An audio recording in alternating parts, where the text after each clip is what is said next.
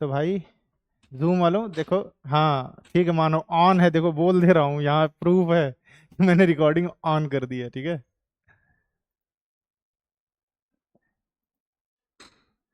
चलो, लास्ट क्या बात कर रहे थे हम?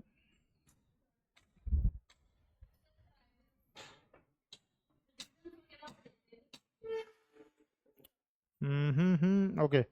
सो सिविल अप्राइजिंग हो गया था, हो गया था। पॉइंट्स लिखे थे क्या, कुछ पॉइंट बताना लास्ट है। सिविल अप्राइजिंग लास्ट क्या टॉपिक है?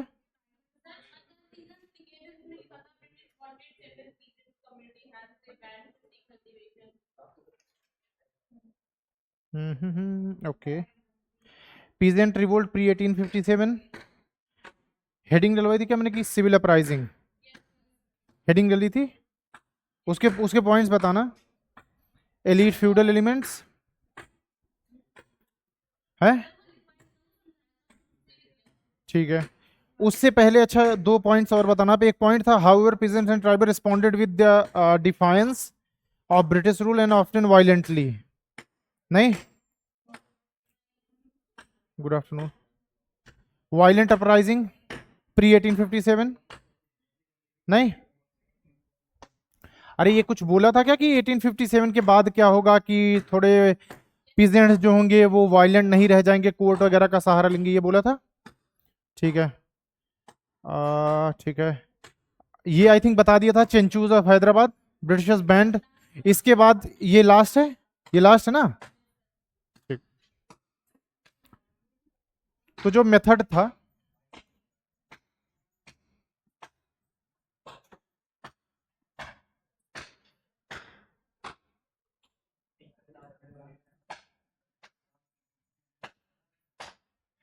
Pre 1857 whether it's peasant revolt or it's tribal, both are violent। जब मैं peasants बोलूंगा तो it will come basically include both peasant and tribals, है ना। स्पेसिफिकली जब बोलूं तब बात अलग है, अदरवाइज 1857 के बाद सिर्फ हम peasants ही बोलेंगे, क्योंकि tribal and peasant more less दोनों ही इन्वॉल्व होंगे, ठीक। तो प्री 1857 चाहे वो peasant revolt हो चाहे वो ट्राइबल हो, दोनों कैसे होंगे, वायलेंट होंगे, चाहे वो peasant हो और या फिर वो ट्राइबल हो। This is pre 1857 and then post 1857।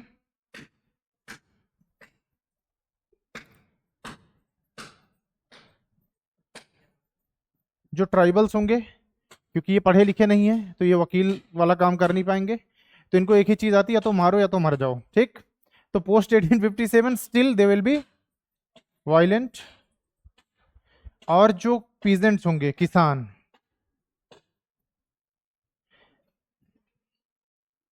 Tribals भी पीजेंट्स हो सकते हैं, ये बात क्लियर है। तो ट्राइबल्स हम किसको बोल रहे हैं, वो लोग जो जंगलों में रहते हैं, क्लियर है होना चाहिए ये चीज, ठीक है। तो यहाँ ट्राइबल्स मतलब जो लोग फॉरेस्ट में रहते हैं, फॉरेस्ट मतलब वही प्रोटेक्टेड, रिजर्व्ड और फ्री वाला, है ना। तो फॉरेस्ट वाले लोग, और पीजेंट्स मतलब जो प्लेन एरियाज में हैं, प्लेन एरिया वाले। अब पोस्ट 1857 ये क्या करेंगे, बिकॉज देयर आर लॉज, कुछ लॉज मैंने बताया था, बंगाल टेनेंसी एक्ट, ये सारी चीजें, कुछ क्या मिल गए हैं, राइट्स मिल गए पेजेंट्स को, यही तो है। टेनेंसी एक्ट हो गया, ये सारी चीजें क्या राइट है। तो ये क्या करेंगे, ये कोर्ट को अप्रोच करेंगे। मान लो किसी ने जमीन हड़प ली इनकी, चाहे वो कोई रहा हो, तो ये क्या करेंगे, कोर्ट जाएंगे। They will use their lawyers, और इनमें से कई किसान पढ़े लिखे भी होंगे, whether they will use lawyers या फिर वो खुद एज अ लॉयर अपने आप को रिप्रेजेंट करेंगे, और ये क्या करेंगे, केस फाइल करेंगे। फिर जो भी होगा केस लड़ते रहेंगे, and then end of the day कि हाँ ठीक है, या तो जमीन इनको मिल जाएगी या तो कोर्ट भी कह देगा भग, है ना। लेकिन यहाँ पे थोड़ा थोड़ा चीजें बदल गई हैं। तो मैंने बोला था कि बहुत सारा स्ट्रक्चर चेंज हो गया, इंडियन जजेस विल बी देयर, तो ऐसा नहीं होगा कि यहाँ पे कोई रेसिज्म चल रहा है, होगा obviously, brown sahib are there, but हाँ दिस इज द थिंग कि भाई चलो बंगाल टेनेंसी एक्ट के थ्रू, कि मान लो कि इंटेंशनली, जैसे मुझे पता है कि 12 साल अगर मैंने किसी खेत को कल्टीवेट किया, हाँ आ जाओ 12 साल किसी खेत को कल्टीवेट किया, 11वें साल में अगर उसने मुझे हटा दिया, दिस इज अ पॉसिबिलिटी ना। तो पता चलना चाहिए कि किसी वाजिब रीजन से हटाए या फिर ऐसे ही हटा दिया कि जमीन ना देनी पड़े, ये भी तरीका होगा ना, कि कोई रूल बन गया है तो ऐसा थोड़ी कि जैसे मान लो कि दो लोगों की लड़ाई हो, तुम उसको मार दो, फिर कह दो मैंने तो डिफेंस में मारा, तो इसका ये मतलब थोड़ी देखा जाएगा ना सारा बैकग्राउंड की भाई क्या बात थी, तुम लोगों में पहले कुछ दुश्मनी थी कि नहीं, किस तरीके से मारा। एक होता धोखे से मार देना, एक होता किसी को बढ़िया पहले पीटो फिर मारो, है ना। तो दिस इज द थिंग। तो ये सारी चीजें देखी जाएंगी अगर if they will found guilty कि भाई हाँ ठीक है, जो फ्यूडल्स हैं, जो लॉर्ड्स हैं, या जो जमींदार हैं, पॉलीगार्स हैं, कोई भी है, इन्होंने भाई धोखे से जमीन ली है या बिना किसी रीजन के हटा दिया क्योंकि मन में खोट थी, तो they will be given that right again, है ना। तो ये कुछ बातें थी। खैर अगर इनके राइट्स की बात करें तो नोट कर लो आप, मतलब लिख रखा हमने, जैसे बंगाल टेनेंसी एक्ट,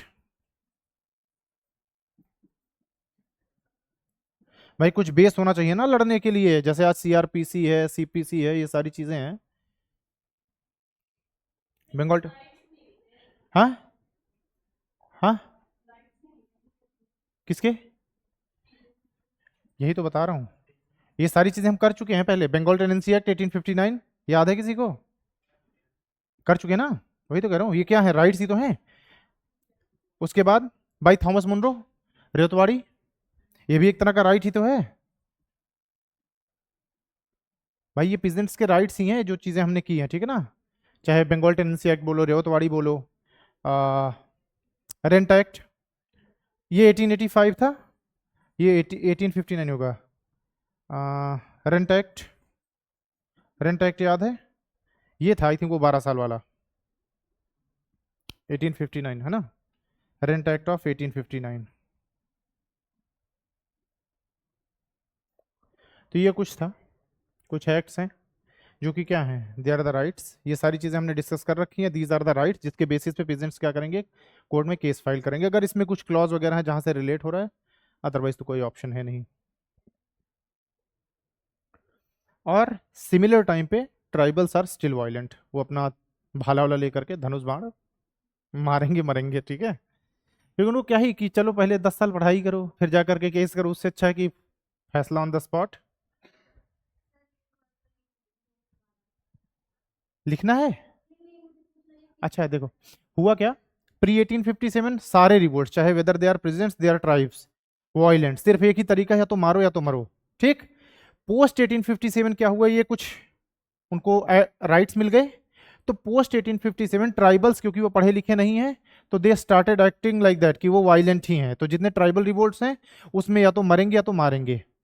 किसानों ने क्या किया, किसान मतलब वो किसान जो प्लेन एरियाज में रहते हैं, क्योंकि लॉयर्स आर देयर, लॉयर्स का ऑप्शन मिल गया ना, लॉयर्स, सॉरी लॉयर्स नहीं लॉयर्स, मोर और लेस दोनों सेम ही होते हैं, ठीक है। I am a lawyer bye the वे, ठीक है। सो आफ्टर 1857 लॉयर का ऑप्शन इज देयर, तो कुछ किसान पढ़ना लिखना भी शुरू कर चुके थे, इनको लगा कि मार काट करने से कुछ फायदा नहीं है ना, कोर्ट का सहारा लो वो ज्यादा बेहतर है, क्योंकि कोर्ट कई बार क्या स्टे का ऑप्शन दे देगा, तो जो जमीन जिसके पास थी तब तक वो कम से कम कल्टीवेट तो कर सकता है, लड़ाई करोगे तो एक झटके में चली जाएगी, ठीक है ना।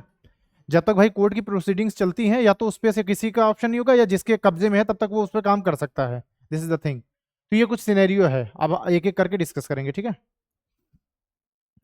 देन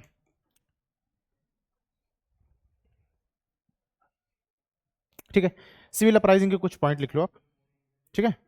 सिविल अपराइजिंग हेडिंग डालो आप, सिविल अपराइजिंग, इसके कुछ पॉइंट्स लिख लो, कुछ इंपॉर्टेंट बातें हैं और तो इसमें कुछ है नहीं। Civil uprisings,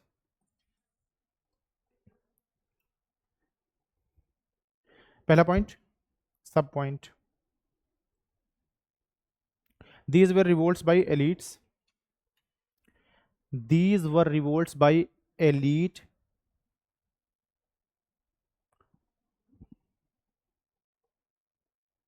these were revolts by elite feudal elements, feudals किन्हें बोलते हैं Yashika, what is the feudalism, what is feudal,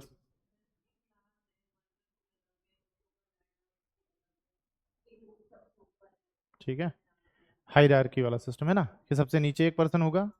अच्छा एक चीज और देखो, फ्यूडलिज्म में जो होता है, जैसे जब मैंने आपको समझा था, अगर किसी को याद होगा, suppose this is the person जो टॉप पे है, this is the person, this is the person, अब देखो ये सिस्टम तो ऐसा ही है, लेकिन this person is nothing to do with this person, ये क्लियर है ना, याद है ना, ये पर्सन इसके लिए रिस्पॉन्सिबल होगा, इससे इसका कोई लेना देना नहीं। और क्योंकि ये concept is from the great Britain, नहीं ग्रेट तो नहीं है, ब्रिटेन, ठीक है।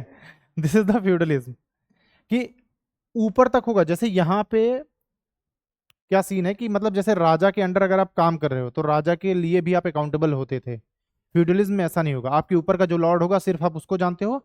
जब वो आपको कुछ बोलेगा, अगर आपकी आर्मी यूज करने के लिए, if you are a knight, कि बोलेगा कि ये बैटल लड़ना है तो तुम लड़ोगे। राजा आकर के तुम्हें बोलेगा कि तुम ये बोल सकते हो भाई तुम कौन हो, मैं तुम्हें नहीं जानता, एंड आई एम फ्री, कि भाई मेरा तुमसे कोई लेना देना नहीं, मैं नहीं जानता। अनलेस कि मेरे ऊपर वाला फ्यूडल लॉर्ड बोल रहा है कि हाँ चलो लड़ाई करो, जिसने मुझे अपॉइंट किया है, जिसने मुझे जमीनें दी, पैसा दिया, एटसेट्रा। ठीक है। ठीक है, फ्यूडल एलिमेंट्स डैश लगा दो उसके आगे, एक एक ऐसे पॉइंट करके लिखो आप। राजा चैत सिंह ऑफ बनारस, राजा चैत सिंह ऑफ बनारस, राजा चैत Singh of Banaras revolted because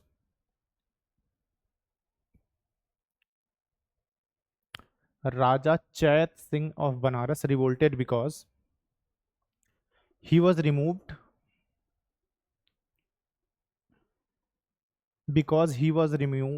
due to non-payment, because he was removed due to non-payment of revenue to the British, non-payment of revenue due to the British, पैसा नहीं दे पाए, हटा दिए गए। ठीक है। टाइम वॉज 1778 to 81, इतने टाइम तक इनका रिवोल्ट चला। Finally in 81 crushed by IC. Second point लिखो अब इसका।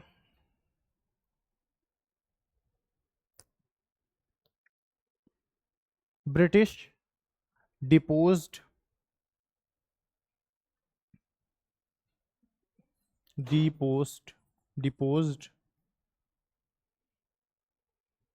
नवाब वजीर अली, नवाब वजीर अली कहाँ का था, याद है किसी को? टाइम था 9798, है ना, 1797 से 98, सबसे लंबा टेन्योर इसी का था। ठीक है। वजीर अली, वाजिद अली, रिवोल्टेड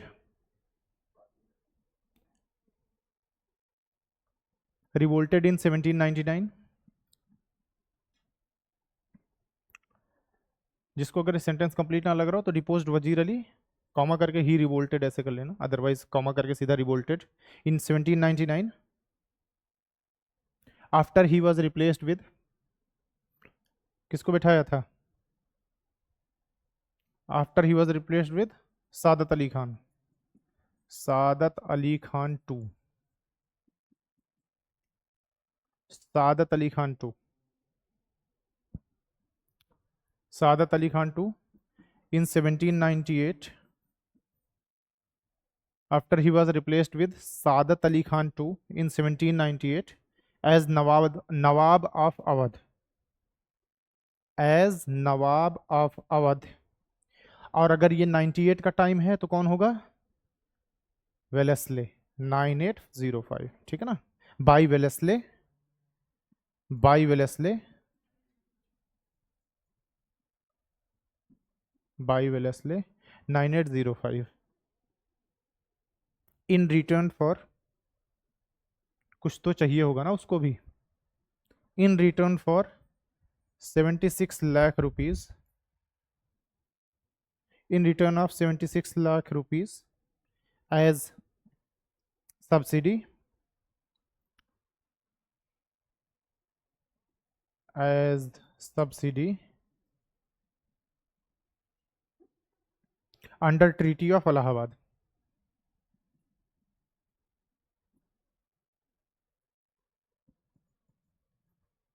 कब था? 1765। ठीक है ना। थर्ड पॉइंट लिखो आप इसमें। बुंदेला चीफ्स रिवोल्टेड बिकॉज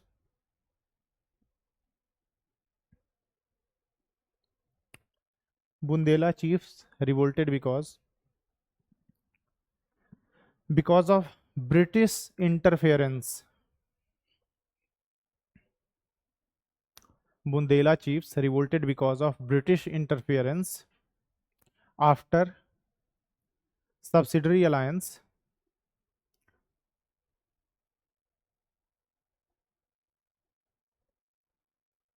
और ये कौन सा सब्सिडरी अलायंस है, इन ब्रैकेट लिख लेना आप, after second Anglo Maratha war which is 1803 to 5। याद है ना, इसके बाद बुंदेलास भी सब्सिडरी अलायंस में, जो हमने लिस्ट लिखी थी आफ्टर, उसके बाद जो है बुंदेलास भी सब्सिडरी अलायंस साइन कर लेते हैं। लेकिन क्योंकि इंटरफेरेंस बहुत ज्यादा बढ़ जाता है तो then again they will revolt और फिर आउटकम होगा थर्ड एंग्लो मराठा वॉर। खैर ये लिख लो in bracket after second Anglo Maratha war 1803 to 5, 1805 में बुंदेलास साइन कर लेते हैं कि हाँ ठीक है अब हम हार गए। सो सब्सिडरी अलायंस। नेक्स्ट पॉइंट लिखना आप, इन साउथ इंडिया, थोड़ा साउथ इंडिया का भी सीन देख लें अब हम।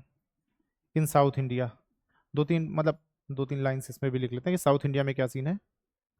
तो साउथ इंडिया में सबसे ज्यादा परेशान कौन है आफ्टर रेवतवाड़ी? पॉलीगार सर। अब वो रिवोल्ट करेंगे क्योंकि भाई कोई चौधरी बन के बैठा था, एकाएक से तुमने उसको भिखारी बना दिया। This is the problem. ठीक है, लिखो आप पॉलीगार्स, साउथ इंडिया के पर्सपेक्टिव में पॉलीगार्स। इसमें ना ऐसे ए और बी पॉइंट कर लेना, ये वाला ए पॉइंट कर लेना उसके बाद बी। ठीक है, तो polygars who were traditionally, polygars who were traditionally autonomous, who were traditionally autonomous and landed magnates, landed magnates, ऐसे फैंसी टर्म यूपीएससी को बहुत अच्छा लगता है। लैंडेड मैग्नेट समझ रहे हो ना, जैसे जोंक होती है चिपकी रहती है, ऐसे दे आर लैंडेड मैग्नेट्स, जमीन से चिपके हुए हैं, जमीन से अगर इनसे लोगे तो then it will be a problem. ठीक है, like they were autonomous and landed magnates revolted इन 1799-1805 in Madras। 1799 to 1805, 1799 से 1805 तक they revolted, after that they were crushed, but ठीक है। in Madras,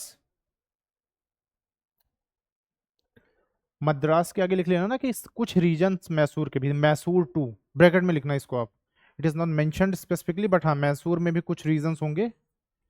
ठीक है, क्योंकि देखो यहाँ पे Tipu is dead, when Tipu is dead Britishers आ जाएंगे वहां पे, तो ये काम वहां पे भी होगा थोड़े बहुत रीजन्स में, पूरा whole Mysore is not the part but हाँ कुछ प्लेसेस पे। ठीक है, in Mysore too due to loss of status, due to loss of status after ryotwari settlement, due to loss of status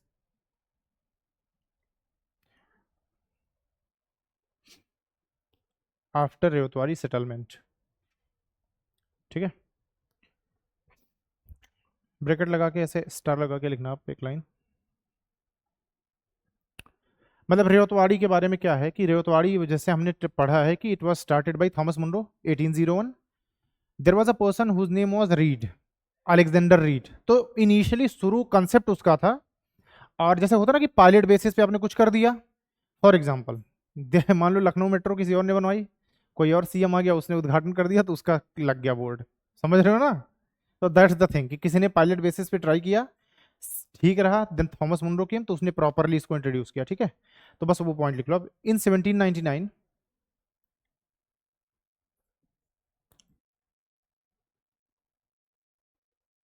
जो भी होगा, Alexander read, in 1799 Alexander read, ALEXANDER, Alexander read started Ryotwari in some areas. In 1799, Alexander Reed started Ryotwari in some areas, but it was properly introduced in 1801 by Thomas Munro.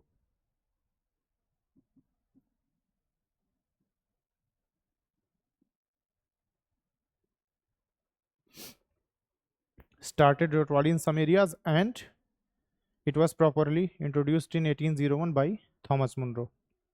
शुरुआत Alexander Reid की, concept उसका properly उसको apply करने का काम Thomas Munro का, ठीक है, कुछ मॉडिफिकेशंस के साथ।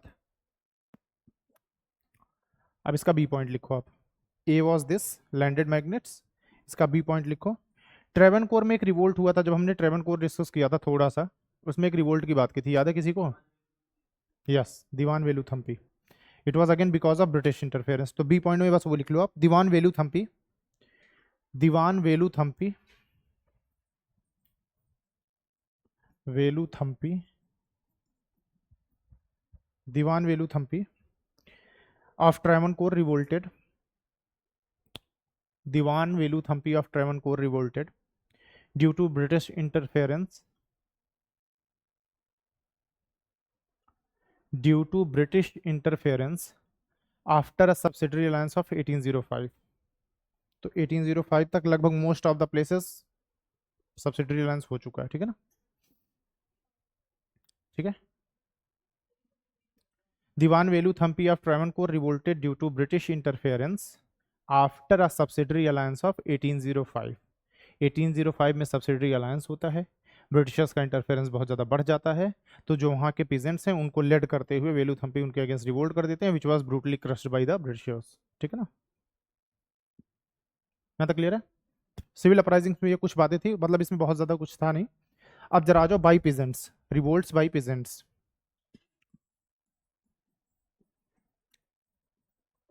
जो समझाने वाला पार्ट होगा उसको समझाता जाऊंगा, बाकी पॉइंट्स लिखते जाओ आप। तो पहला है Rangpur rebellions, Rangpur rebellions.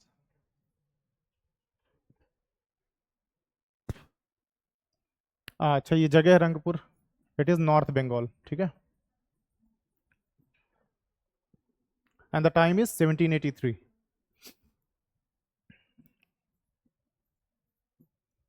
Rangpur rebellions 1783। तो देखो, जैसे हम आंसर लिखेंगे उसी तरीके से करते जाएंगे। पहले ग्रीवांस लिखो आप कि व्हाट वाज द ग्रीवांसेस, तो ऐसे ग्रीवांस लिख लो आप, ठीक है। ग्रीवांस क्या था, क्यों क्यों भाई रिवोल्ट हुआ, ठीक है। ऑपरेशन ऑफ रेवेन्यू फार्मर्स, इसमें लिखो आप, ऑपरेशन ऑफ रेवेन्यू फार्मर्स। समझाता हूं इसको कि क्या था scene. Operation of revenue farmers and corruption of EIC officials, and corruption of EIC officials who supported revenue farmers,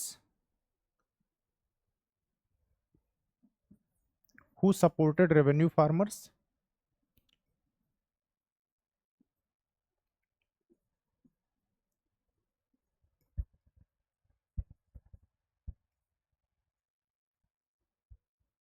इनसे मेरा कोई लेना देना नहीं है क्योंकि सिंह है इसलिए, ठीक है। They were the main villains, they are the revenue farmers. Devi Singh, Ganga Govinda Singh, ये दोनों विलन्स हैं इसके, जिनकी वजह से ये चरम पे पहुंच गया, ठीक है ना। मतलब रिवोल्ट होता नहीं, बट हाँ, they are the revenue farmers. और रेवेन्यू फार्मर होने के बाद ये क्या करेंगे, इज इट क्लियर? क्या विलन्स, देखो ग्रीवांसेस में लिख लिया ना जितना मैंने बोला, ब्रैकेट में लिखो विलन्स। इसके विलन्स कौन है? दे आर द विलन्स, ठीक है। Devi Singh and the Ganga Govinda Singh, they are the oppressors, they are the revenue farmer, जिनकी वजह से ये काम हुआ। तो क्या कह सकते हैं, रिबेल के विलन्स कौन है? देवी सिंह एंड गंगा गोविंदा सिंह। गंगा गोविंदा सिंह, देवी DEVI है, अच्छा,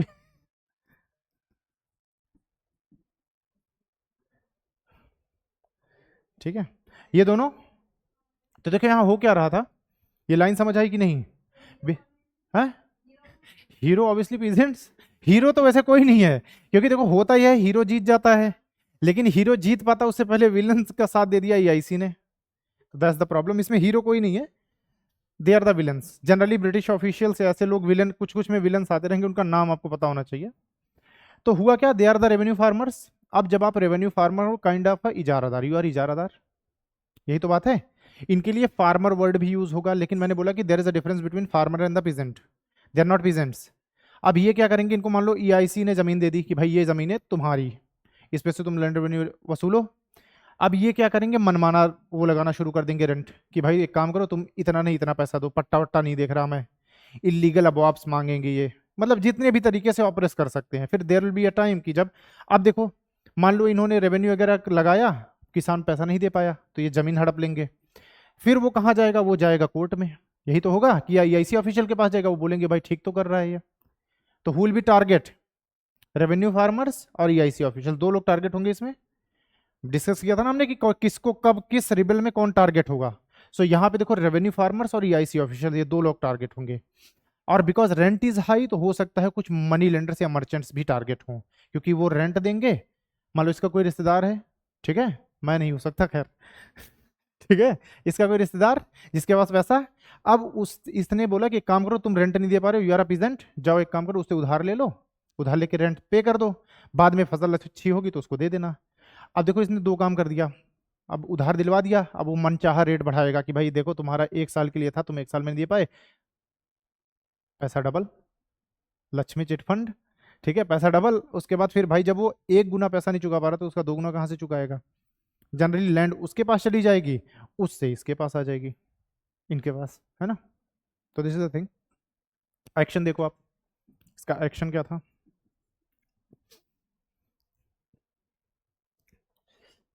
okay, peasants targeted revenue farmers and British officials, जैसा हमने बात की, इट इज प्रीटी ऑब्वियस।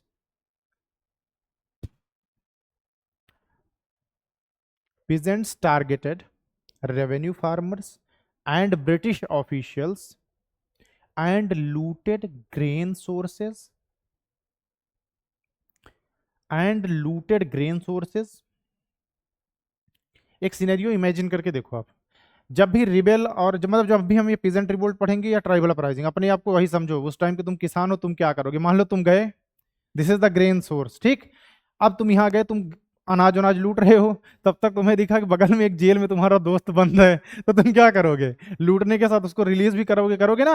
तो this is the second point, released prisoners, so they looted grain sources, comma released prisoners, भाई कुछ प्रिजनर भी होंगे जो आपके नोन होंगे, है ना, जो भाई रेंट वेंट पे नहीं कर पाया, घर से भी उसका वसूल के उतना नहीं निकला, तो वो उसको ले जाके जेल में बंद कर देगा। Released prisoners and attacked local courts, local courts क्यों अटैक हो रही है, इट इज ऑब्वियस, किसान कोर्ट जाएगा, कोर्ट बोलेगी कि भाई बात ठीक है, तुमने इससे उधार लिया था, तुम उधार चुका नहीं पाए, तो ये तुम्हारी जमीन ले लेगा, सिंपल, है ना। So this is the action. अब नाउ रिजल्ट लिखो आप, व्हाट इज द रिजल्ट। ये सब में चलेगा, जितने रिवोल्ट होंगे यही काम चीज सब में चलता जाएगा, रीजन अलग अलग हो सकते थोड़े बहुत, अटैक लगभग यही लोग होंगे।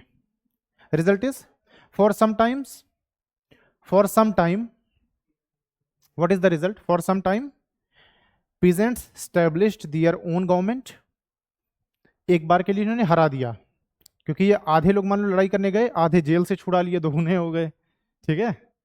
So for sometimes peasants established their own government and imposed taxes on them to run it।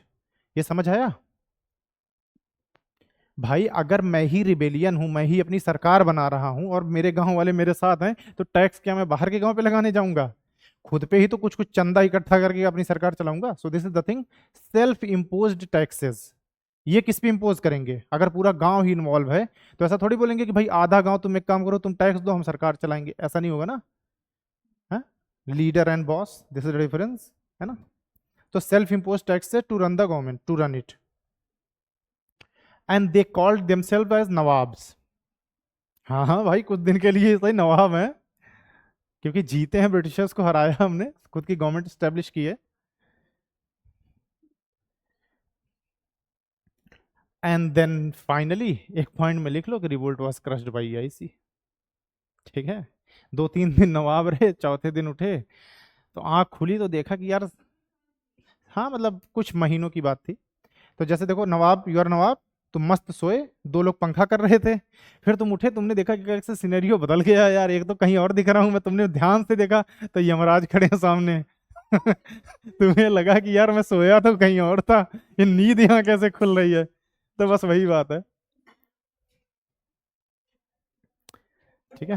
Rangpur rebellion, north Bengal, इसी में मतलब इसका एक सब पॉइंट लिख लो आप मैसूर के पर्सपेक्टिव से, कि मैसूर में क्या सीन था, ठीक है। ये नॉर्थ बंगाल वाला रीजन, मैसूर का लिख लो आप, 1-2 पॉइंट्स। मैसूर का पहले तो ईयर लिख लो आप, 1830 to 31, जो मैसूर में रिवोल्ट हुआ, ठीक है। Peasants revolted against Wodeyar dynasty, peasants revolted against Wodeyar dynasty, मतलब इसका सब पॉइंट अलग से लिख लो आप, बंगाल की बात कर रहे थे तो इसी में कर लेते हैं, ठीक है। Peasants revolted against Wodeyar dynasty due to high revenue demand, लगभग रीजन इज सेम। अब वोडेयार डायनेस्टी वापस कहां से आ गई, सोच के देखो, वोडेयार्स तो बहुत पहले थे, after Tipu they are restored, है ना, ठीक है।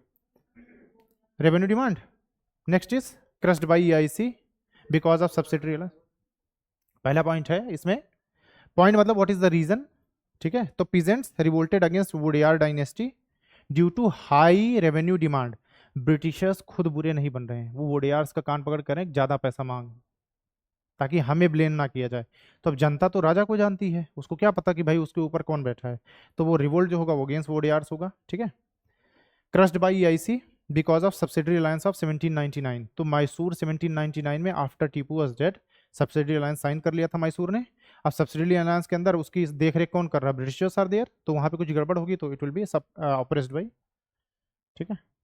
So revolt was crushed by EIC because of subsidiary alliance of 1799, ये क्लियर है, रंगपुर रिवेलियंस। अब जरा कुछ रिलीजियस पीजेंट रिवोल्ट देखते हैं, रिलीजियस पीजेंट रिवोल्ट्स।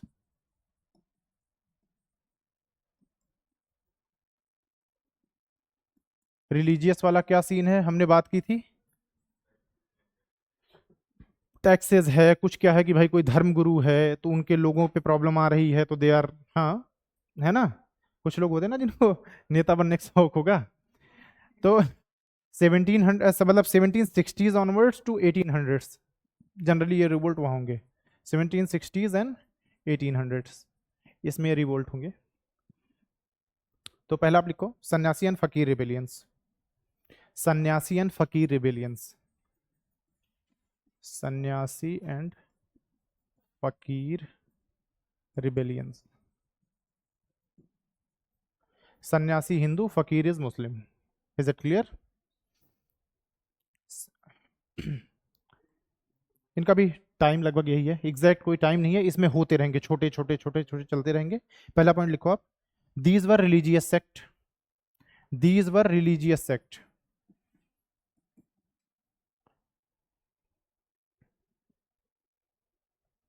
इन ब्रैकेट वही बात लिख लो कि their lands were taxed by the Britishers, clear है ना।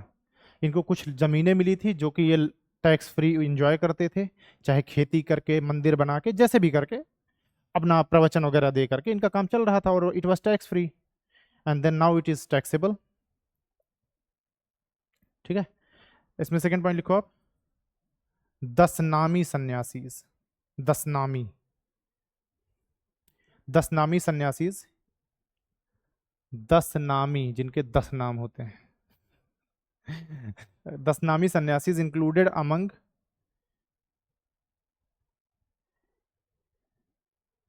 10 नामी sannyasis included among themselves, peasants and small traders।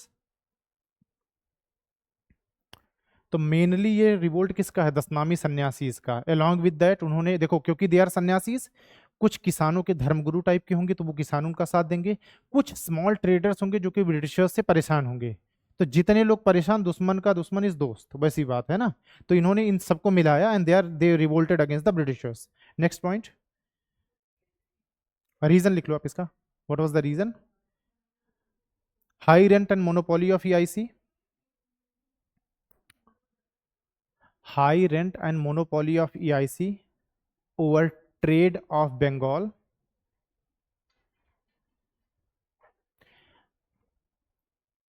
High rent and monopoly of EIC over trade of Bengal. High rent peasants को hurt करेगा, monopoly over trade small traders को hurt करेगा, is it clear. Sanyasis वाला already हो चुका कि उनकी लैंड को टैक्सेबल बना दिया, 3 लोगों का काज सेम, एक ही दुश्मन, तो ये लोग साथ आएंगे, ठीक है ना। देन इसी में नेक्स्ट पॉइंट लिखो आप, मदारी फकीर्स, मदारी, मदारी समझते हो, हाँ ये वही वाले हैं मदारी फकीर्स, ठीक है।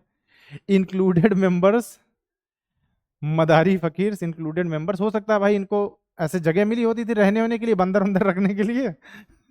Now it's taxable. ठीक है, बंदर बुरा मान गए होंगे कि टैक्स कैसे लगाया। ठीक है, तो एक सेकंड देख लो, हाँ, ठीक है। Madari fakirs included members who were peasants, who were peasants, enjoyed rent free,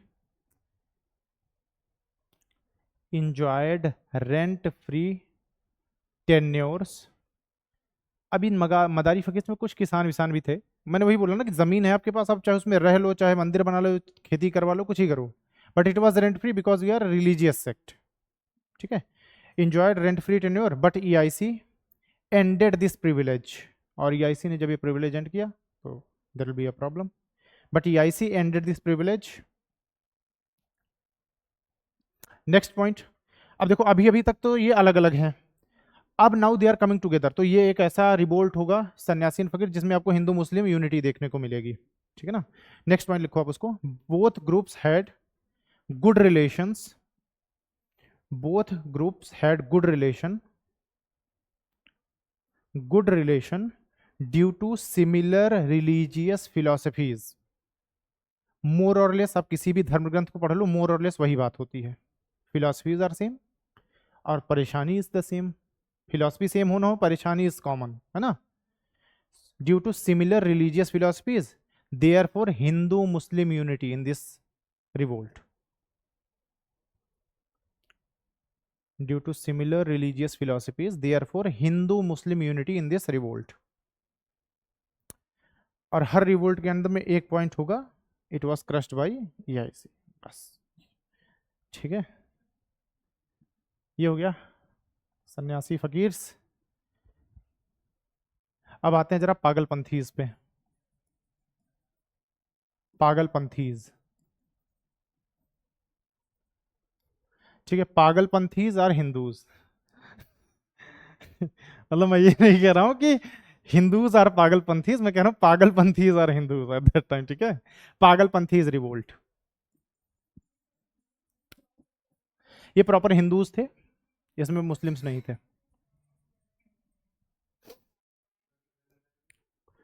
1823 to 33, 10 साल। ठीक है, 1823 से 33, और the area is east of Bengal. पंथ का मतलब होता है रास्ता, ठीक है ना। सो पहला पॉइंट आप लिख लो इसमें, leaders of this sect,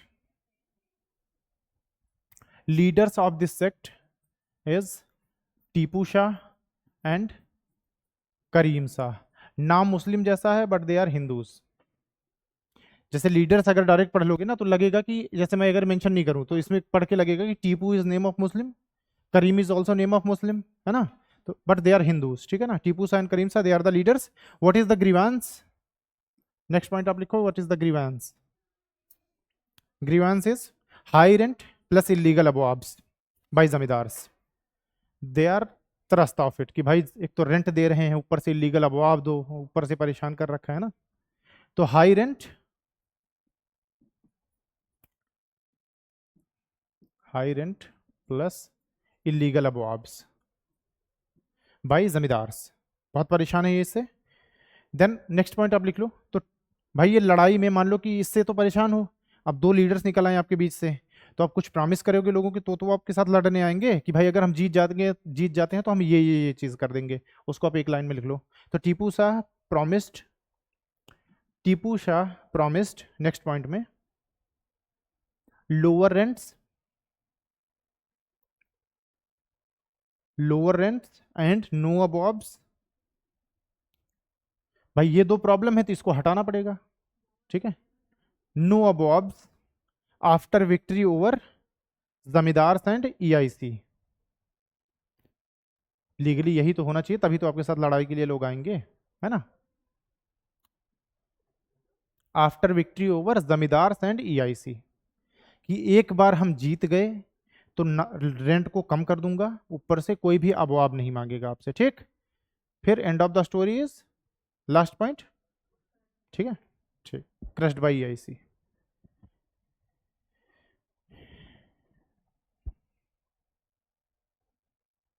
next लिखो आप revolt. Revolt by Titu Mir. Titu Mir of 24 Parganas.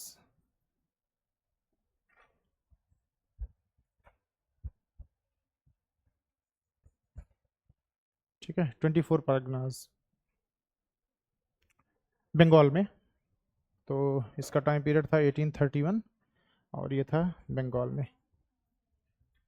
कोई लोग गांव के होंगे तो परगना समझते होंगे आज भी, एक सर्टेन कुछ गांव को उसको एक परगना बोलते हैं, 5-6 गांव को मिला करके जनरली एक परगना बोला जाता है, ठीक है।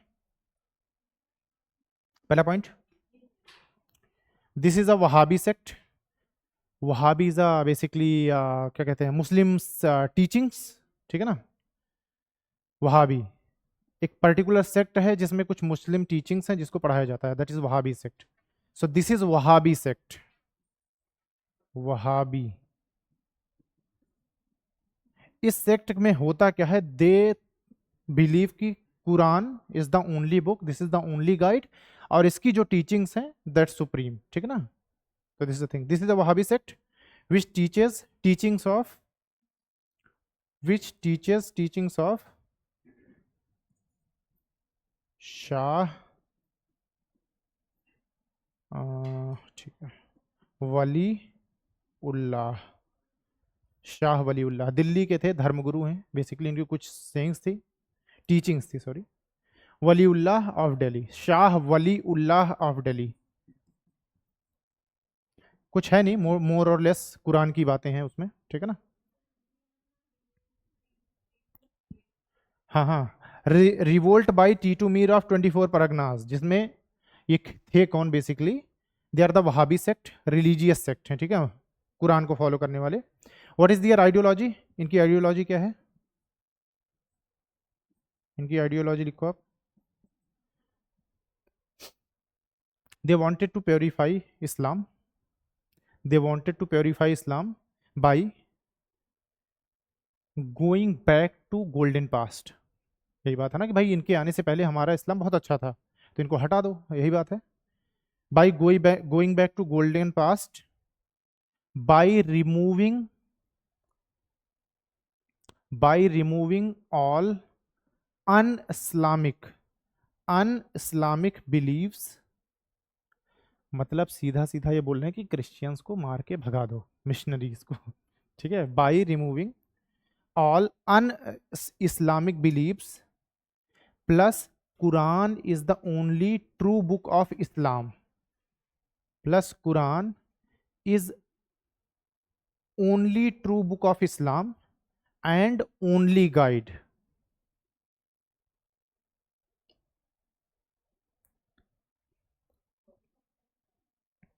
एंड ओनली गाइड, ठीक है। इसमें कोई गुलिश्ता है ना, गुलिश्ता बताओ, वहाबी कौन होते हैं? लो, नहीं, वहाबी सेक्ट नाम सरनेम होते हैं मुस्लिमों में, जैसे वहाब समथिंग, जैसे there is a player in Pakistan Wahab Riaz, ठीक है। तो particular they think that Quran is the only book, this is the supreme, जो भी इसमें सेइंग्स लिखी हैं, ठीक है ना। नहीं सुना, सुना है ना, हाँ ठीक है। एक तो व्हाट इज दिस, हाँ ठीक है।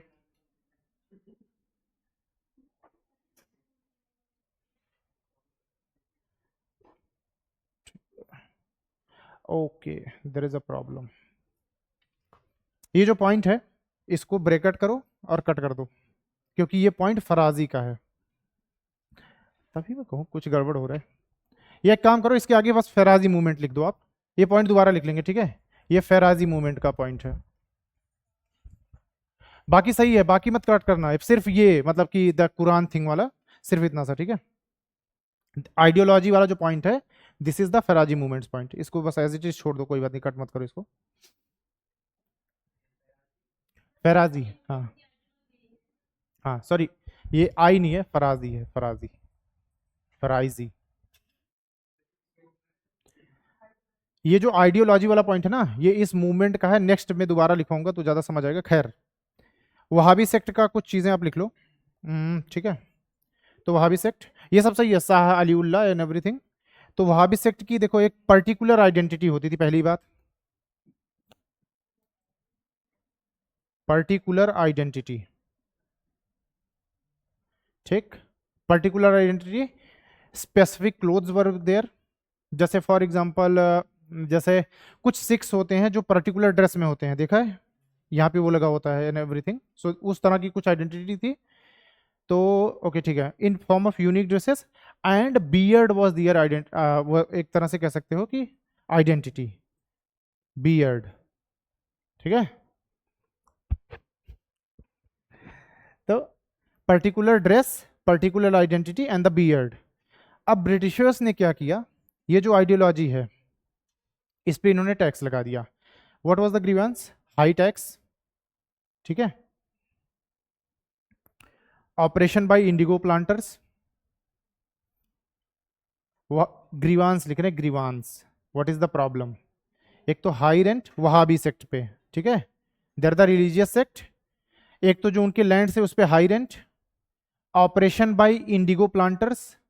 मतलब हुआ क्या, जैसे सपोज कि this particular sect has a land, britishers ने किया उस लैंड को, मान लो कि they belong to the Wahabi sect, उस लैंड पे इन्होंने क्या किया कि इंडिगो प्लांटर्स को ले आए, revenue farmers kind of thing. ठीक, कि आप इस पे क्या करो, नील की खेती कराओ। अब खेती करवाने के लिए काम ये लोग कर रहे हैं, Wahabi sect, they are the actual cultivators of that land. एक तो इन पे रेंट हाई कर दिया गया, दूसरा क्या है कि इलीगल अबॉर्प्स ऑपरेशन और forced labour, that was another thing. कि भाई जरूरत से ज्यादा अगर आपको क्या चाहिए प्रोडक्शन, तो आपको जबरदस्ती काम करना पड़ेगा, दिन रात आप काम करो, दिस इज द थिंग, है ना। तो ठीक है, ग्रीवांस में क्या क्या लिखा हमने, high highland and tax on the beard. अगर दाढ़ी रखोगे तो टैक्स देना पड़ेगा। इस हिसाब से तो मैं लुट जाता।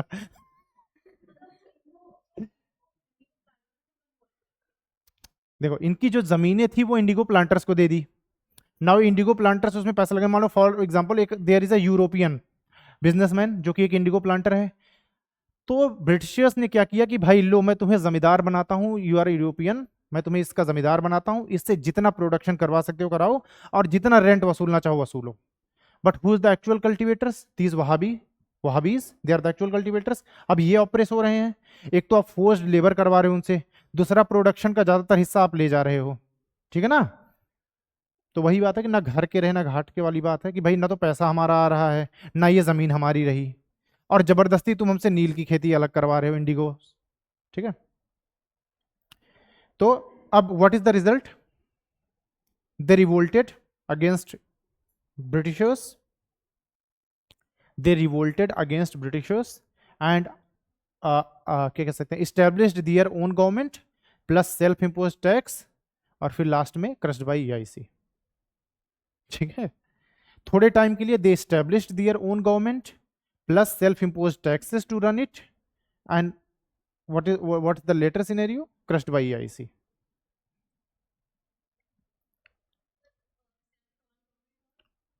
Self and then crushed by EIC। ठीक है, तो फिर से बोल देता हूँ, revolt of Titu Mir of 24 Parganas, they are, this is the Wahabi sect, जो कि टीचिंग्स, किसकी टीचिंग्स को फॉलो करते हैं? शाह वलीउल्लाह ऑफ दिल्ली। ठीक, अब इनके बेसिकली क्या था कि ये जो आइडियोलॉजी वाला सीन था ये फराजी का है। तो इनमें प्रॉब्लम क्या थी? एक तो हाई रेंट ले रहे थे, operation by the indigo farmers, third thing is tax on the beard. Particular एक ड्रेस था, बियर्ड थी, उस पर टैक्स था। ठीक है, and then it resulted in कि भाई इन्होंने रिवोल्ट किया, थोड़े टाइम के लिए हटाया ईआईसी को, and then their own government, and then plus self impose taxes. ठीक है, ओके, नेक्स्ट कम्स, हाँ वहां भी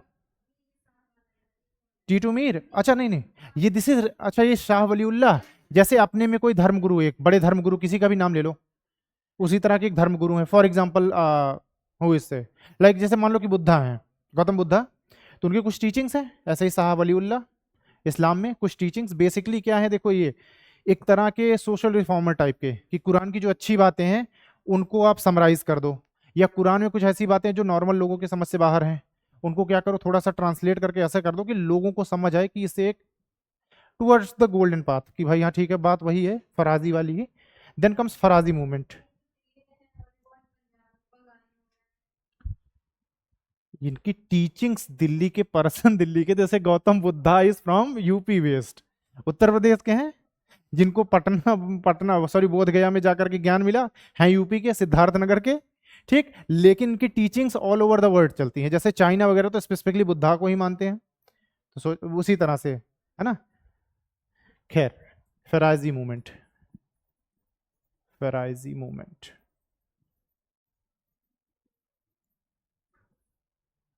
ये है वो इस्लामिक गोल्डन पास्ट वाला वो पॉइंट। खैर उससे पहले, so it was led by father and son, led by father and son, नाम लिखो उनका, क्या नाम था, हाजी शरीयतुल्लाह, हाजी शरीयतुल्लाह।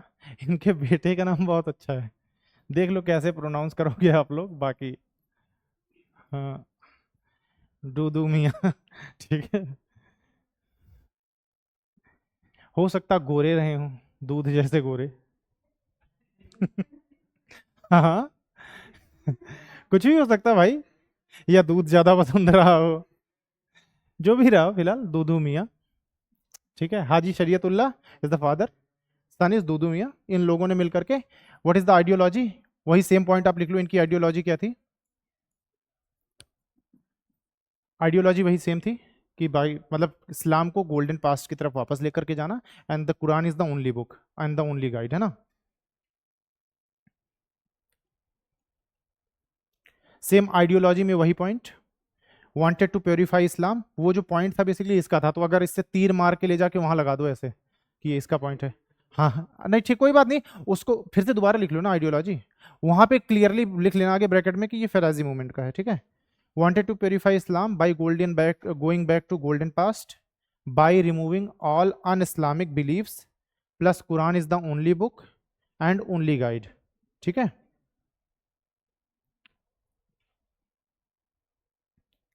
इनका ग्रीवांस क्या है, ग्रीवांस भी आई थिंक हमने लिख लिया था, operation by zamindars, indigo planters and British officials, मतलब वही मोरलेस सेम है, वहां भी सेक्ट वाला ही लगभग है बात, सिर्फ बीएड वाला नहीं है ना।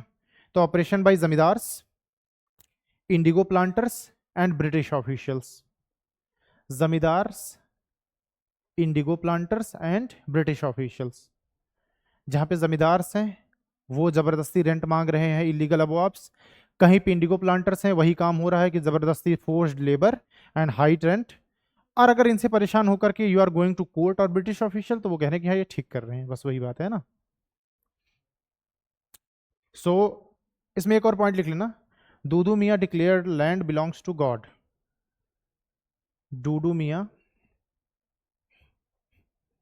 declared land belongs to God, hence tax of tax on land is ungodly,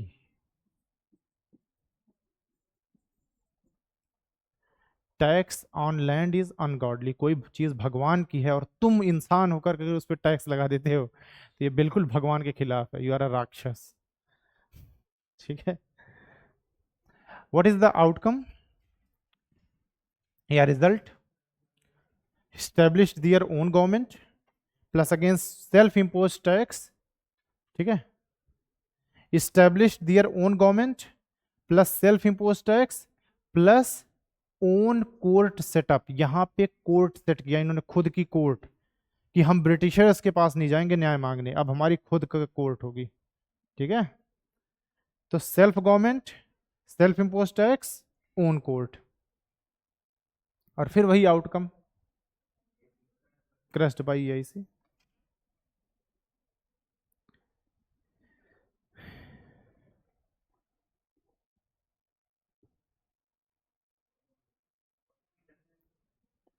ठीक है, यहां तक क्लियर है। अब जरा आते हैं कुछ और रिवोल्ट्स पे, विच इज मोपला रिवोल्ट।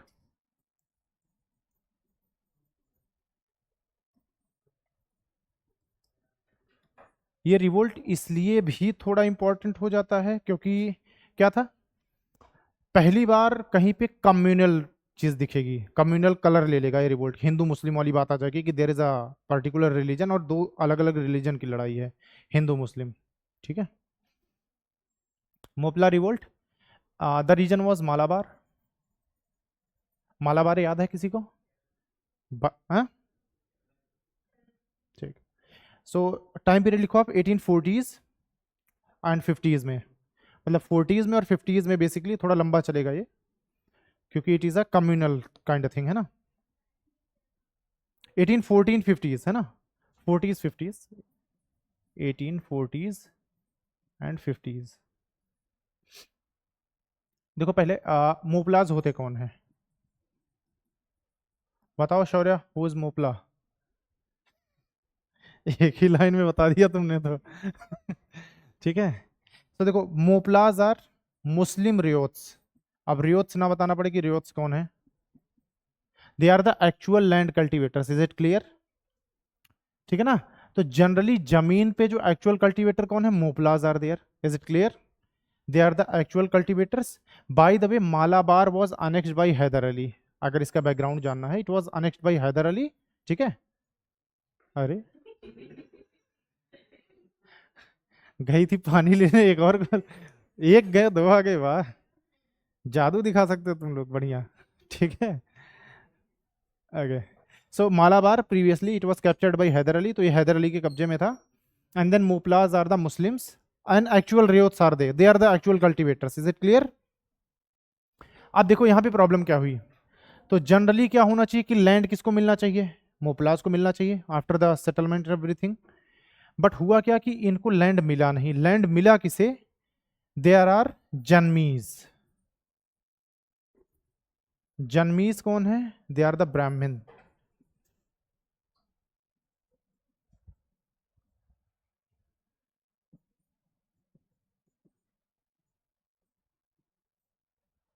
ब्राह्मण प्रिंसेस, प्रिंसेस नहीं प्रिंसेस, राजकुमार। ठीक है, पर डबल एस लगा दो, प्रिंसेस हो जाए तो ये राजकुमार से है ना, आर राजकुमार। ठीक है, they are the Brahmin princes. तो हुआ क्या कि generally they are the actual cultivators, but britishers ने क्या किया, जो ये जमीनें थी, जो ये लैंड था, वो लैंड किसको दे दिया, जो ब्राह्मण राजकुमार थे, जन्मीज, जिनको जन्मीज बोलते थे, दिस इज देयर नेम, जन्मीज। ठीक, एक और बात यहां पे देखो, इनको बोला जाता था upper caste, they are the upper caste. ऐसा मैं नहीं बोल रहा हूं, पहली बात, ऐसा किताब में लिखा हुआ है। And they are the lower caste. ठीक, तो अभी तक का क्या सीन था, before this they are the share holders, इनके पास जमीन है, ये खेती कर रहे हैं, and they are paying the tax. तो टेक्निकली जमीन जो है इनके पास है, लेकिन they are the share holders kind of thing, क्योंकि ये टैक्स वसूलते हैं। Is it clear? यहां पे हाँ, देखो हुआ क्या, मालाबार रीजन का क्या सीन था, मोपलाज जो कि कौन है, मुस्लिम रियोट्स, मतलब मुस्लिम किसान जो कि खेती करते हैं, तो दे आर एक्चुअल कल्टीवेटर्स, ये खेती कर रहे हैं और टैक्स पे कर रहे हैं किसको, जन्मीज को, Janmis are the tax collector. Is it clear? और जन्मीज कौन है, ब्राह्मण, जिनको अपर कास्ट बोला जाता है, एंड दे आर बेसिकली ब्राह्मण राजकुमार। क्लियर? तो टेक्निकली जमीन इनको मिलनी चाहिए थी, मोपलास को, because they were the actual cultivators, जरूरतवाड़ी सिस्टम आया तो भाई इनको मिलना चाहिए था। लेकिन ब्रिटिशर्स ने क्या किया, जन्मीज को दे दिया लैंड का राइट। सो लैंड राइट किसके पास चला गया, जन्मीज के पास। Is it clear? Land right with Janmis. अब जन्मीज के पास लैंड राइट जाने की वजह से दे स्टार्टेड ऑपरेसिंग दोस मोपला या फिर मुस्लिम रियोट्स। अब जब ऑपरेशन बढ़ेगा तो who is the oppressor, your oppressor is basically a different religion thing. समझ आ रहा है ना, तुम्हारा जो ऑपरेसर है वो एक डिफरेंट रिलीजन का है, और जो ऑपरेस्ड पर्सन है मतलब Muslim ryots, they are from the different religion. तो अब देखो ये धीरे धीरे क्या करने लगा, कम्युनल कलर लेने लग गया। So this is the problem है ना। कुछ पॉइंट लिख लो आप इसको, ये लिखवाने की जरूरत है क्या, लिख लो। अच्छा आप, मुपलाज वर मुस्लिम रियोट्स, मोपलाज वर मुस्लिम रियोट्स while Moplaz were Muslim riots, while British recognized Janmis, British recognized Janmis who belonged to Brahmin princely families, while Britishers recognized Janmis who belonged to Brahmin princely families as landowners. तो ये जितनी बात हमने समझी एक लाइन में हो गई पूरी बात, ठीक है ना? Who belonged to Brahmin princely families as landowners. जनमीज को लैंड ओनर बना दिया उन्होंने. नेक्स्ट पॉइंट लिखो आप. ट्रेडिशनली मोपलाज इंजॉयड सम राइट्स. मतलब अगर इफ यू आर सपोज कि आपकी जनरेशन के कई जनरेशन से ये जमीन आपके पास है तो कुछ राइट्स आपके होंगे. अपने मन की खेती जैसे आप कर पाओगे. भाई मेरे दादा परदादा के टाइम से अगर ये जमीन मेरे पास है, अपने मन से खेती करूंगा. एक साल में मैं 2 फसल उगाऊं, 3 फसल उगाऊं, या जिस भी तरीके से करूं, कुछ राइट्स होंगे ना मेरे पास कि दिस जमीन belongs to me. This is the thing. ठीक है. तो traditionally Moplahs enjoyed some rights but now all rights in land vested in जनमीज.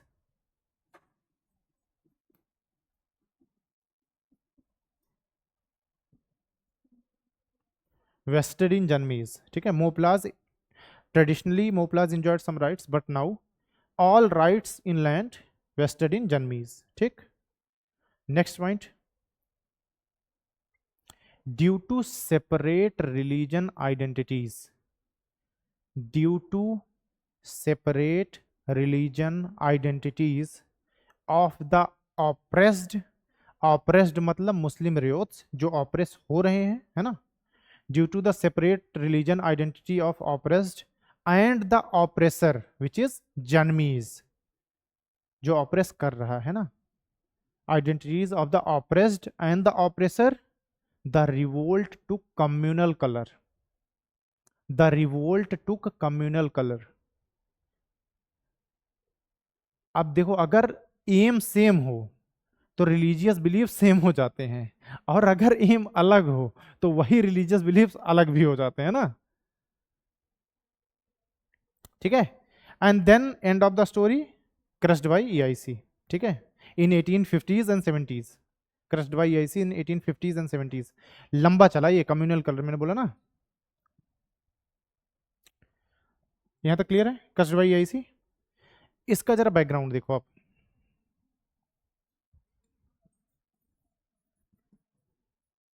भाई ब्रिटिशर्स ने अगर जनमीज को दिया तो कुछ तो रीजन रहा होगा.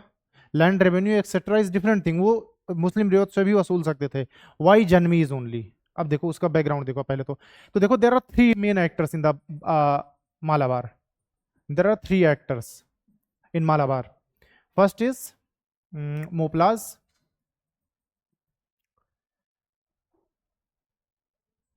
Plus Janmis and plus agent of Janmis. भाई ये जनमीज खुद से थोड़ी लैंड रेवेन्यू वसूलने जाते होंगे. राजकुमार हैं तो किसी को हायर कर रखा होगा. एजेंट्स बोलो, सर्वेंट्स बोलो, कुछ भी है. तो 3 मेन एक्टर्स आर देयर. कुछ जुल्म ये कर रहे होंगे, कुछ जुल्म ये भी कर रहे होंगे. राजा के बेसिस पे आए हैं तो राजा ने क्या बोला है वो तो भाई उसको ट्विस्ट करके बता सकता हूँ. राजा ने बोला था 10 ले लेना. 10 रुपए था, 10,000 था, 10 क्या था है. उसने बोला कि 10 10 ले 10. हाँ ठीक है, 10 इज द लैंड रेवेन्यू. अब वो 10,000 भी कर सकते हैं. हो सकता है बोले कि 10 के 10 नोट दे दो, 10 नोट 100 के दे दो, कुछ भी बना लें. तो they are the oppressor, they are the main oppressors. ये दोनों मिल करके they are doing the thing. ठीक है. ओके. अच्छा एक चीज देखना आप. ये तो था कि चलो दिस इज द थिंग. एक मिथ है बैकग्राउंड में. There is a myth. What was the myth? Myth was कि the land of the Malabar. ये मतलब लिखवा दूंगा आपको एक लाइन में. तो जो मालाबार की लैंड है ये एज अ गिफ्ट मिली थी जनमीज को. किसके द्वारा? Parshuram, the god Parshuram. ठीक है. So the land of Malabar was gifted by Parshuram. ठीक है. परशुराम, वही परशुराम. रामायण देखा होगा किसी ने तो उनको पता होगा. पता है. ठीक, अच्छी बात है. और ये भीष्म के गुरु भी थे, भीष्म पितामह. लड़ाई होती दोनों में, बहुत सालों तक चलती है, कोई नहीं जीतता. They are equally powerful. ठीक है. खैर, so this was the thing. तो परशुराम जी ने ये जमीन किसको दी थी? जनमीज को. That's why Janmis are upper caste. कि भाई भगवान ने हमें ये जमीन दी है. अब there is a religious belief. तो ब्रिटिशर्स क्या करेंगे? जो रिलीजियस बिलीफ है उसको नहीं तोड़ने वाले, कि भाई ये जमीन इनको भगवान ने दी है, हम ले लेंगे तो इट विल बी प्रॉब्लमेटिक। और वैसे भी गरीब को दबाना आसान होता है, मुस्लिम रियोत्स आर गरीब, सो दैट्स वाई उनको दबाना आसान है। प्रिंसेस को थोड़ा, प्रिंसेस राजकुमार को दबाना थोड़ा मुश्किल है, ठीक है। So this is the thing. अच्छा, तो जो लैंड रेवेन्यू कलेक्टर्स होते थे उनको कुछ नाम था, वो यहाँ पे याद रखो, प्रीलिम्स वगैरह से कहीं पूछ दे तो पता लगे दिक्कत हो जाए। सो दे वर नोन एज कनककरण, कनककरण, हाँ ठीक है, कनककरण। जो लैंड रेवेन्यू कलेक्टर्स थे ये, इनको क्या बोलते थे, कनककरण, ठीक है। और जो इनका टेन्योर होता था उसको बोलते थे कनम टेन्योर। इनका जो टेन्योर होता था उसको बोला जाता था कनम टेन्योर। पर्टिकुलर डेज वगैरह का भी मेंशन शायद होंगे बट मुझे मिले नहीं। कनम टेन्योर हो सकता है कुछ टाइम रहा हो, 6 महीने साल भर जो भी रहा हो, बट हाँ the tenure was called as kanam tenure, ठीक है। कनककरण। हम्म। मोपलास को भी नाम दिया गया था। So Moplahs were known as verum pattakaram.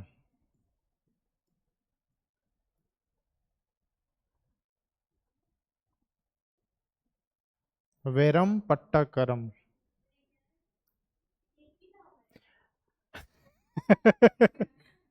हाँ ठीक है।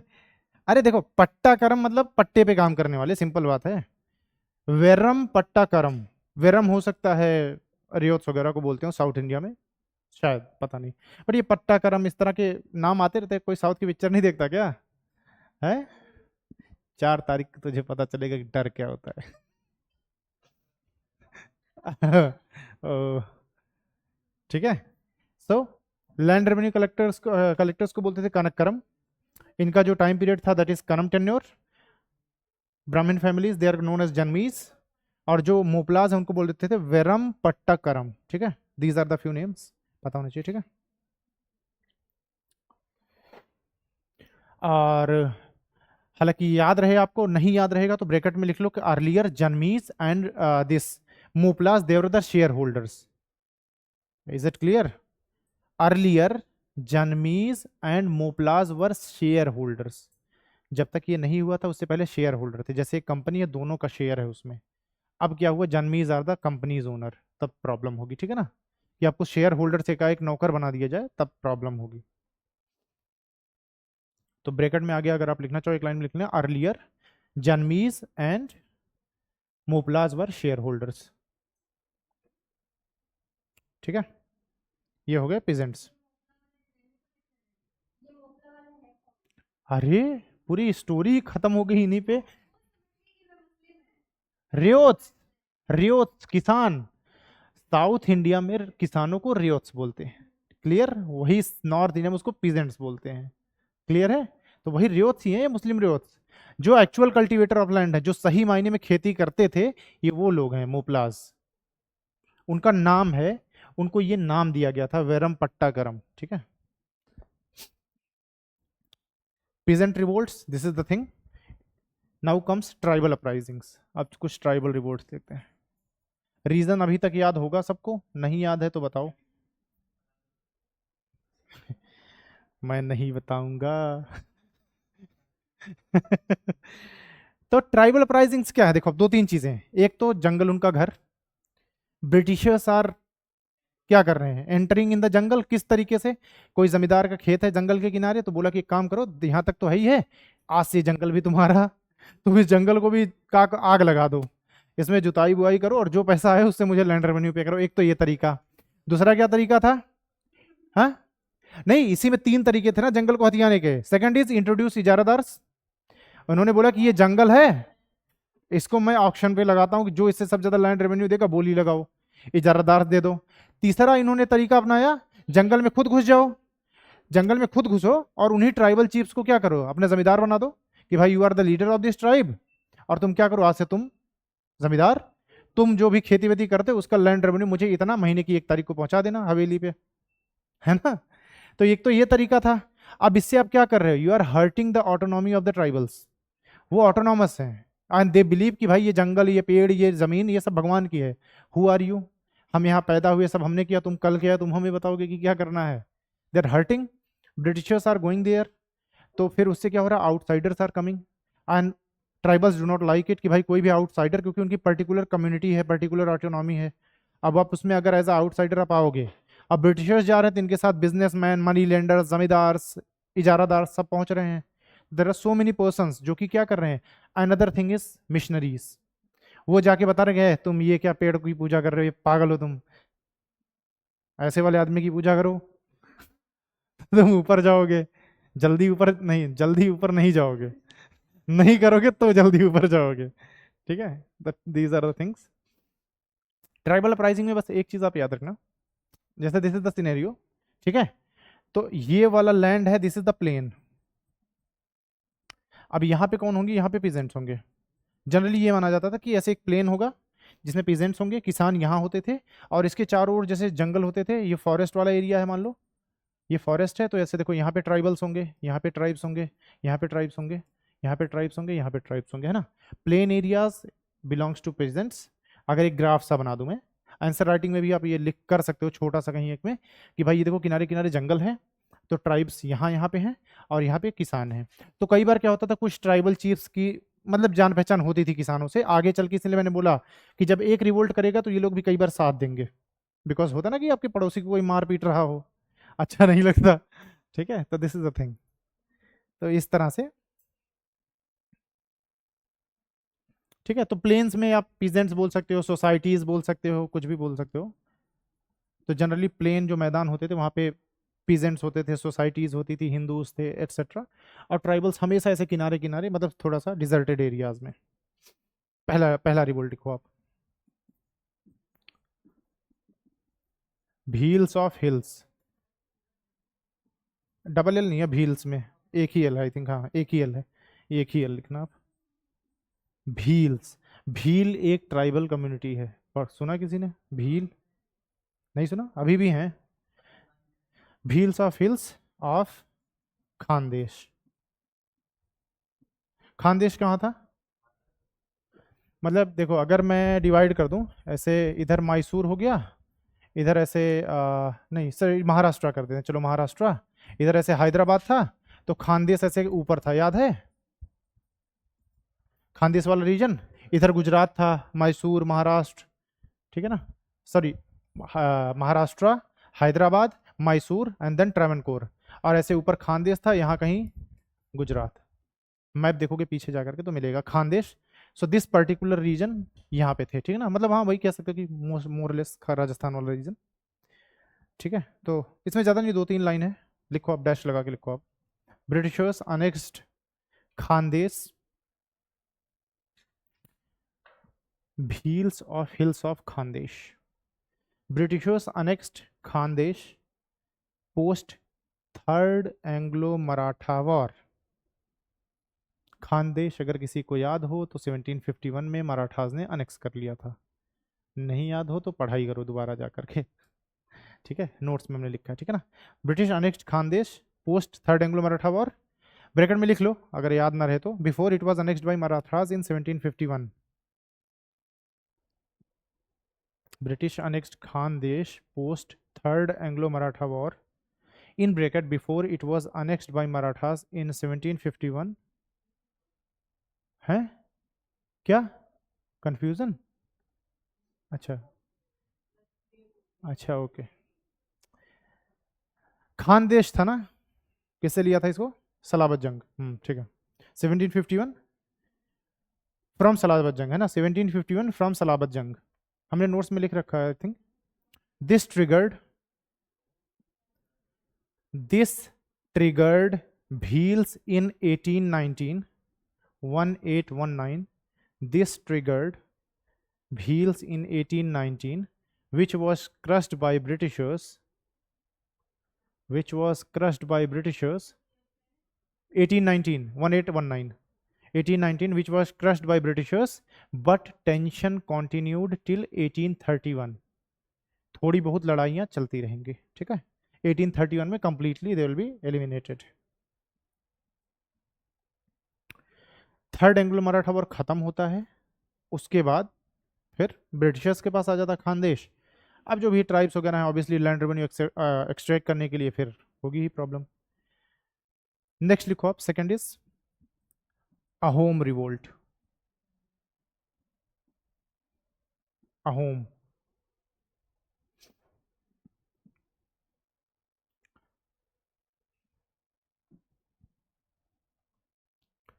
तो देखो मैंने बोला था ना कि एक रिवोल्ट में मैं था, ये वही रिवोल्ट है, ये मेरा पिछला जन्म था, ठीक है। खैर लिखो, पॉइंट लिखो आप इसमें। ब्रिटिशर्स ब्रोक प्रॉमिस, अच्छा इसका ईयर लिख लो आप 1828, इसके आगे कहीं भी लिख लो आप 1828। Britishers broke promise and continued occupying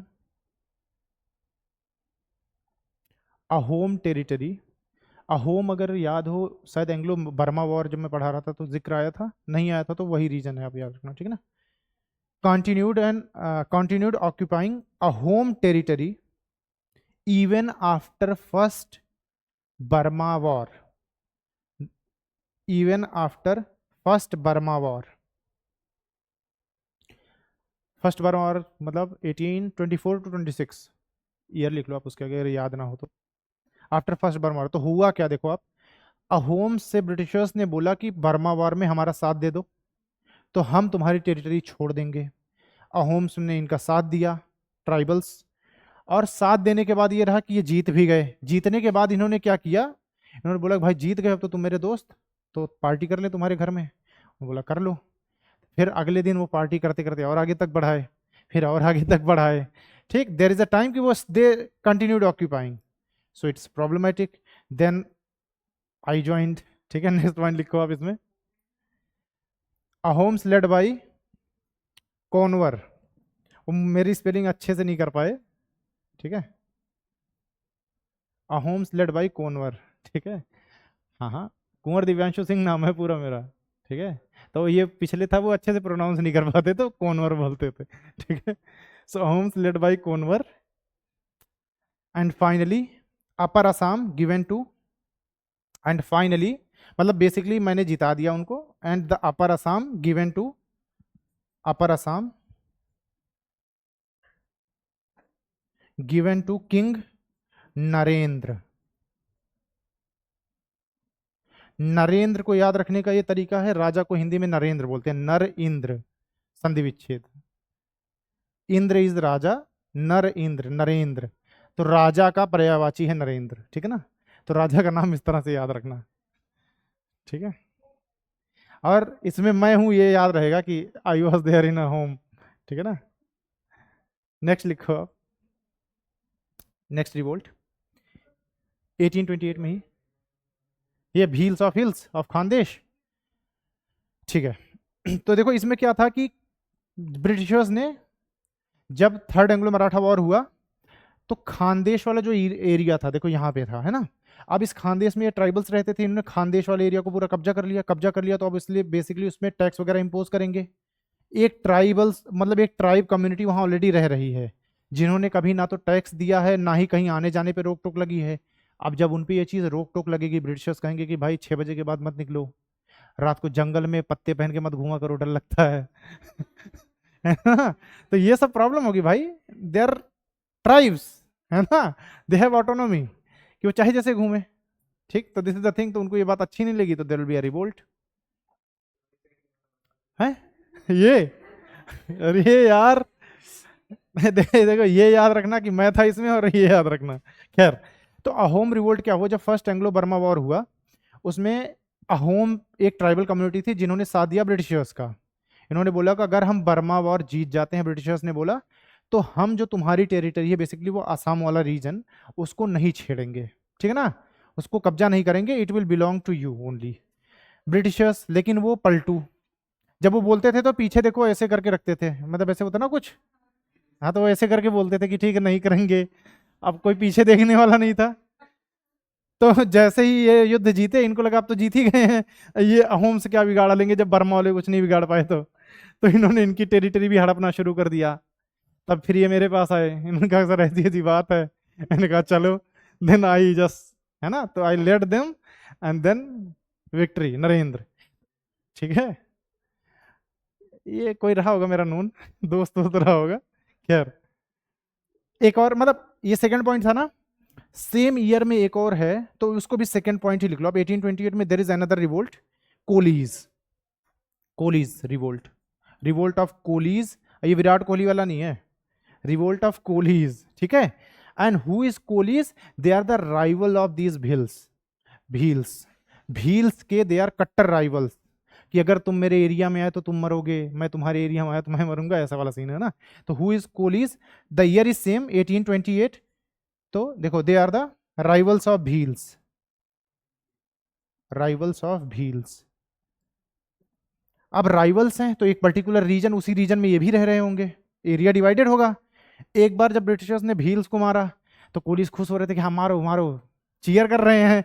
तो ब्रिटिशर्स को दिखा कि ये कौन लोग हैं जो बचे हुए हैं, फिर रुको एक बार इनको खत्म करने दो, फिर हम तुम पे आते हैं। तो फिर ब्रिटिशर्स ने इनको पीटा, ठीक है। So they rose against Britishers, एक पॉइंट लिख लो आप बस इसमें, they rose against Britishers in 1829 and then outcome is crushed by IC, है ना। कोशिश की इन्होंने, भील्स को मारने के बाद ब्रिटिशर्स थोड़ा इनकी तरफ बढ़े, तो इन्होंने कोशिश की बट कुछ कर नहीं पाए, they were crushed by IC. हाँ, अरे they are the same reason ना भाई, ये भील्स वाला जो रीजन है खानदेश, वहीं पे ये कोलीज भी रहते हैं, राइवल्स। तो एक बार भील्स को खत्म किया तो कोलीज को लगा हमारा राज आ गया, तो फिर जैसे ब्रिटिशर्स ने उनको खत्म किया था वैसे ब्रिटिशर्स ने इनको खत्म कर दिया, है ना। अब इन्हीं से मिलता जुलता देयर इज अनदर थिंग, थोड़ा सा इंपॉर्टेंस रखने वाला, कोल अपराइजिंग, कोल अपराइजिंग, ठीक है। ये कोलीज से अलग है, कोल uprising. The year is 1831-32।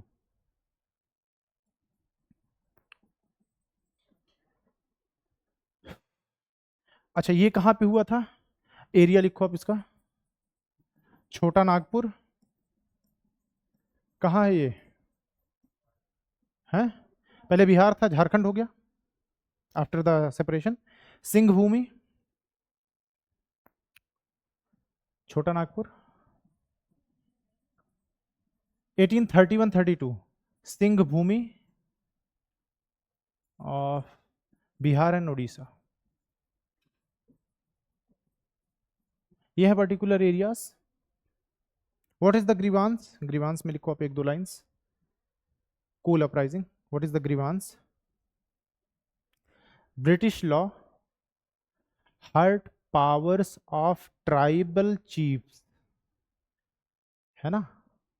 British law hurt powers of tribal chiefs, कि दिस जंगल इज प्रोटेक्टेड, गलती से घुस मत जाना, है ना। वो हड्डी वाला सिंबल लगा दिया बाहर जंगल कैसे करके, कहा दिख मत जाना, इसमें गोली मार दूंगा। Hurt powers of tribal chiefs, बहुत सारे रूल्स एंड रेगुलेशन, जब मैंने अपराइजिंग्स बताया था उसमें बहुत सारे वेरियस रीजन्स लिखाए थे, वो सारे रीजन्स किसी ना किसी ट्राइबल, सारे ट्राइबल चीफ्स को प्रॉब्लम होगी कि भाई एक सर्टेन एरिया में आप जा सकते हो, जंगल काट नहीं सकते, हंट नहीं कर सकते, चेंचूस खत्म ही हो गए ऐसे ही, या तो मर जाओ या तो लड़ लो, ठीक है। Tribal chiefs, full stop. The Raja of छोटा नागपुर, द राजा ऑफ छोटा नागपुर,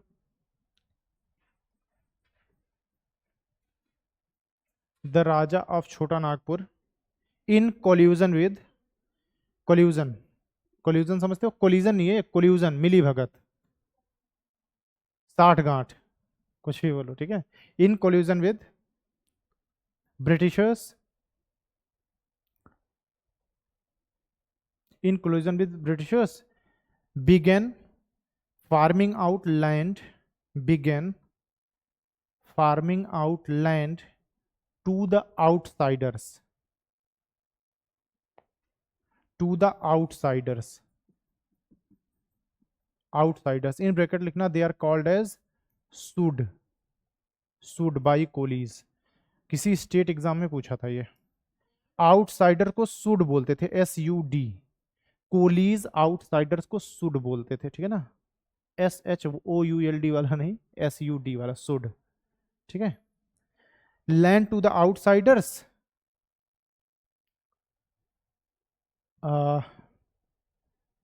फॉर हाँ ठीक है लिख सकते हो कि आउटसाइडर्स नहीं, I E, so that outsider I E, money lenders, merchants,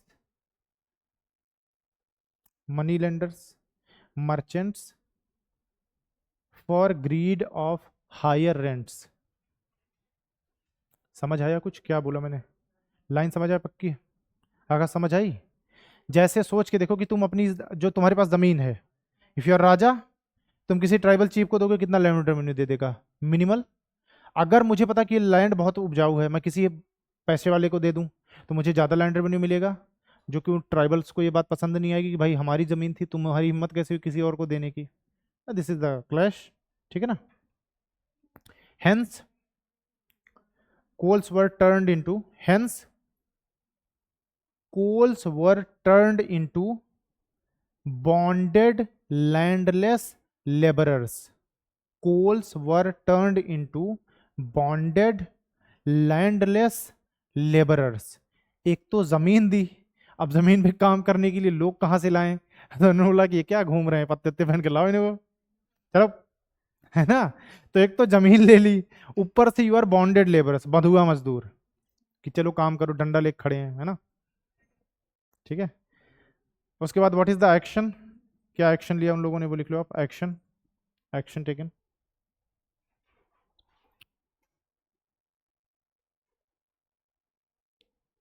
what is the action? Kols attack the property of suds, Kols attacked the property of suds, suds मतलब आउटसाइडर्स, जितने भी आउटसाइडर थे, suds, but not their lives, जो कि एक डिबेट में हम इसका आंसर करेंगे, क्वेश्चन आंसर टाइप का लिखेंगे, ठीक है ना? बट नॉट दियर लाइव्स, इसीलिए इसको मेंशन कर रहा हूं। सिर्फ प्रॉपर्टी मतलब it is kind of a political thing, ऐसा नहीं सिर्फ it is a violent movement, ये properly pre planned thing is there, है ना? खैर, suds but not their lives, I E restricted themselves to plunder and arson, जो भी बोलो इसको, जैसे भी पढ़ो, restricted themselves to plunder and arson, arson, arson कुछ भी पढ़ लो, मतलब मारेंगे नहीं, सिर्फ क्या करेंगे, जो चीजें तुमने हमारी ली हैं वही तुमसे वापस ले लेंगे, ठीक है ना? प्रॉपर्टी वगैरह पे अटैक होगा, मारेंगे नहीं किसी को, ठीक है ना? And then the final outcome is crushed by EIC,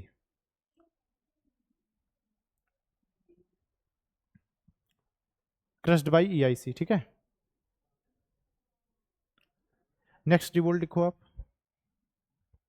खासी अपराइजिंग,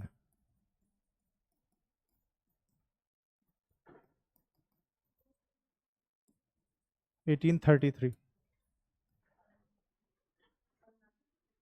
खांसी है, खांसी नहीं है, ठीक है?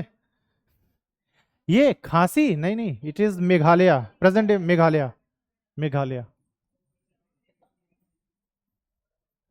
आज का Meghalaya was known as, basically वहां पे ट्राइब्स थे, ठीक है?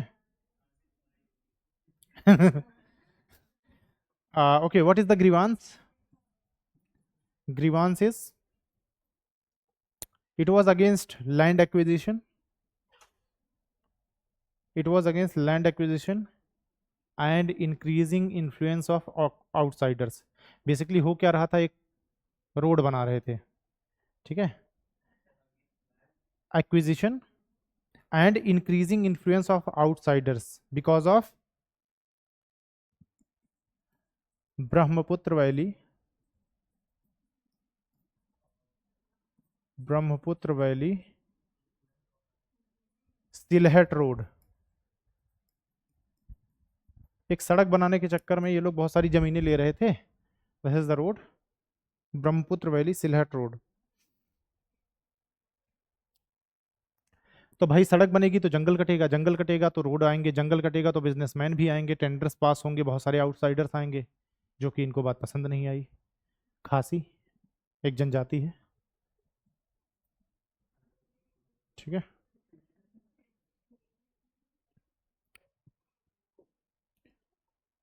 अच्छा, इनको लेड किसने किया था?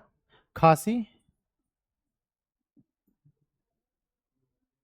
वर लेड बाई खासी वर लेड बाई तीरथ सिंह।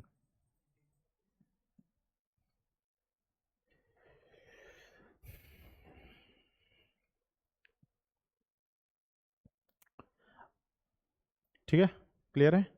अब आते हैं मोस्ट इंपॉर्टेंट पे, जो कि आपको तीरथ सिंह, तीरथ सिंह लेड बाई, अरे खासी वर लेड बाई तीरथ सिंह, मतलब ही वाज लाइक आइसक्रीम जिसे खांसी आ गई, ठीक है। खैर, अब आते हैं जरा मोस्ट इंपॉर्टेंट रिवोल्ट पे, which is like most important, that is Santhal Hul revolt. Santhal Hul revolt, this is the most important. UPSC भी इसको मोस्ट इंपॉर्टेंट बोलता है, आपको भी पता होना चाहिए। एंड द ईयर इज, क्यों मोस्ट इंपॉर्टेंट है? क्योंकि just before the revolt, it is one of the most important, ठीक है ना। संथाल हूल रिवोल्ट या फिर संथाल रिबेलियंस, कुछ भी बोलो आप इनको।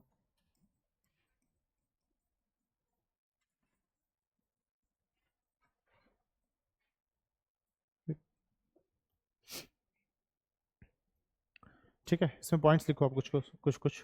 Most effective uprising, most effective uprising. Next point, Santhals वर स्कैटर्ड इन ईस्ट इंडिया। पहले ये ना ऐसे बिखरे हुए थे ईस्ट इंडिया में पूरे, ठीक है ना। संथाल्स वर स्कैटर्ड इन ईस्ट इंडिया, इनकी संख्या बहुत ज्यादा थी, इसीलिए इट इज अनदर थिंग की मोस्ट इफेक्टिव, ठीक है ना। Santhals were scattered in east India, over a time they settled in Rajmahal hills, Rajmahal hills, over a time they settled in Rajmahal hills and called their land as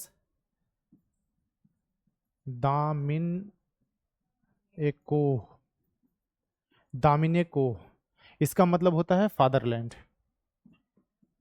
बाप की जमीन, ठीक है।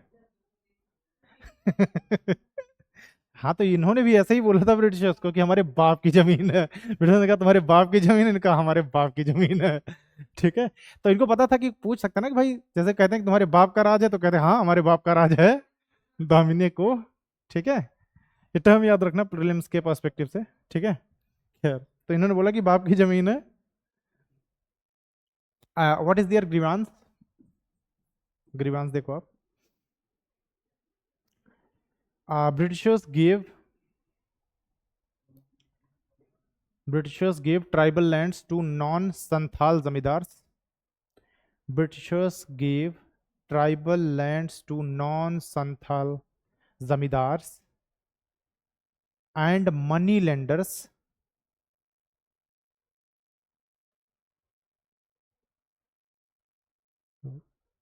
i.e. outsiders, मतलब ये outsiders एक तरह से ना। और ये लोग आउटसाइडर्स को क्या बोलते थे? डीकूज, या फिर ऐसे आप याद रखना डाकूज, ठीक। सुड्स बोलते थे वो लोग, और ये आउटसाइडर्स को बोलते हैं डीकूज, डाकूज। हो सकता है इनको स्पेलिंग ना आती रही हो, ठीक है।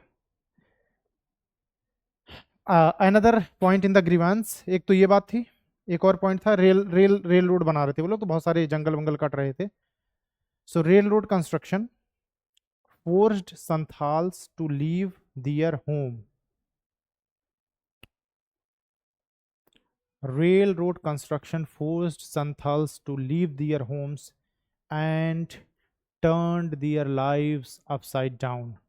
एक रात पहले सोचो आप अपने घर के लिए सामान वामान खरीद के लेकर जाओ, अगले दिन आपको पता चले कि यहाँ से हाईवे पास हो गया है। तो वही प्रॉब्लम थी। तो ये बंजारा मार्केट से सामान वामान लेकर आए थे, घर सजाएंगे, ठीक है। And turn their lives upside down. Action देखो आप इसका, इनका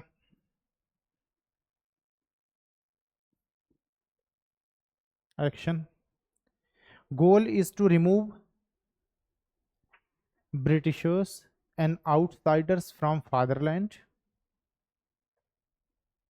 Goal is to remove Britishers and outsiders from fatherland and restore golden past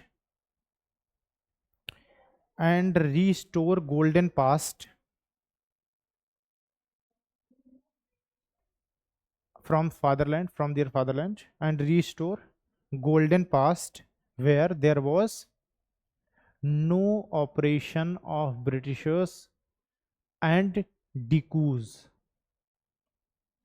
Restore golden past where there was no oppression of Britishers and decus. जहां पे कोई भी operation नहीं था, मस्त फ्रीली ये लोग जिंदा रह रहे थे. ठीक है. नेक्स्ट पॉइंट लिखो आप. तो पहली बार ऐसा हो रहा है कि कोई भी ट्राइबल आपको वार्निंग दे रहा है कि कल रात तक हमारा एरिया खाली कर देना, अदरवाइज मारे जाओगे. ठीक है. नेक्स्ट पॉइंट लिखो आप. They gave a warning to Britishers in 1855. They gave a warning to the Britishers in 1855. ठीक. They gave a warning to Britishers in 1855, which when they gave warning to Britishers in 1855, which when went unheeded, which when went 1855 unheeded. समझ रहे हो? तो मतलब Britishers ने बोला है ऐसी धमकियां रोज मिलती हैं, है ना. Which when went unheeded. The Santhals began their rebellion. The Santhals began their rebellion activity. Rebellion activity under leaders.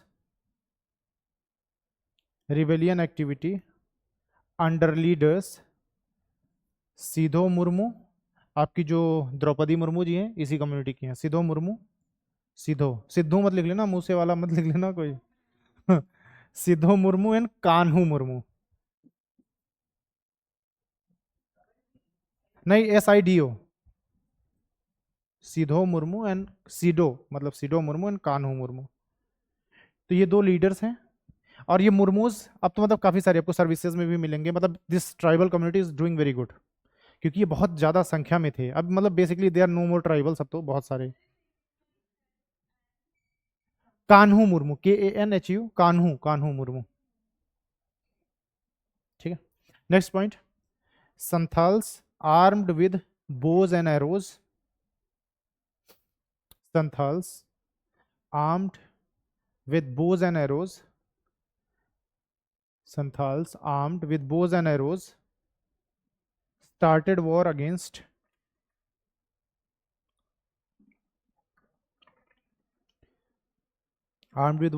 bows and arrows started war against British zamindars, moneylenders, British zamindars, moneylenders, and company rule collapsed.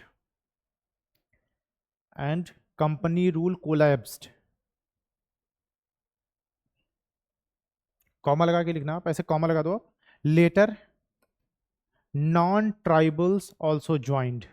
जब बाकी आसपास के लोगों ने देखा कि they are succeeding, तो उनको लगा कि चलो बहती गंगा में हाथ धो लो, हमारा भी नाम हो जाएगा, हमको भी कुछ फायदा हो जाएगा. जैसे ट्रेडर्स, पीजेंट्स, फलाना, ये सब लोग जो नॉन संथाल से बेसिकली वो भी जुड़ गए इससे, रिवोल्ट से. ठीक है. अब इनिशियली इन्होंने ब्रिटिशर्स को हरा दिया, बहुत सारे ब्रिटिशर्स मारे गए. ठीक है. अब हाउ ब्रिटिशर्स रिस्पॉन्डेड, अब देखो रिस्पॉन्स लिखो इसके बदले में. बड़े जालिम किस्म के लोग थे. Britishers responded with vengeance. Britishers responded with vengeance.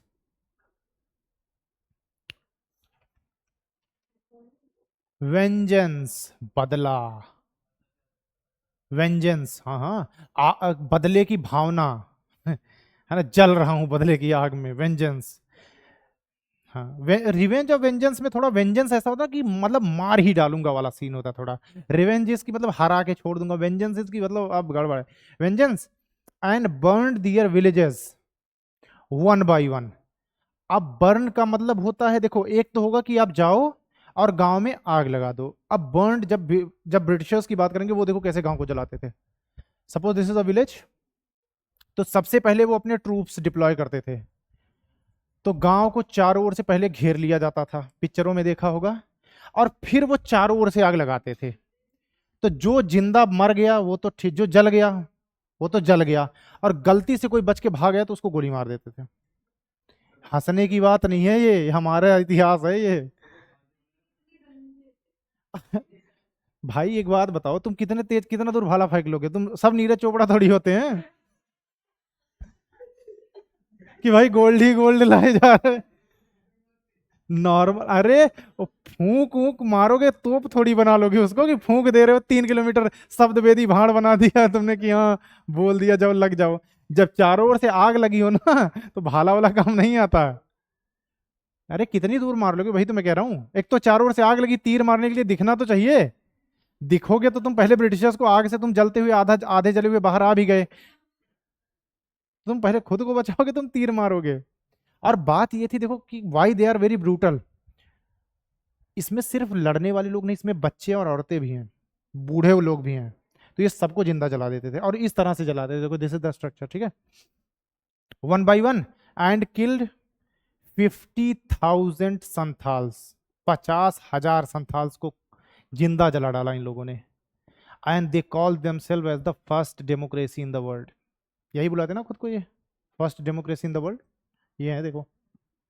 खैर मौका मिल जाता मुझे भी लड़ने का ना, कोई टाइम मशीन वशीन बन जाती, 300-400 को तो मारता ही नहीं, वरदान लेके जाता ना, वहां नहीं मर सकता मैं। पढ़ाऊंगा कैसे नहीं तो आज फिर बताऊंगा ना कि आई वाज देयर, ठीक है।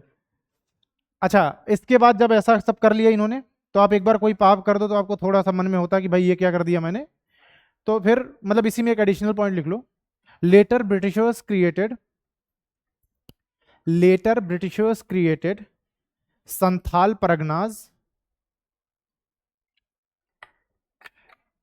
later Britishers created Santhal Parganas as a separate administrative, sorry,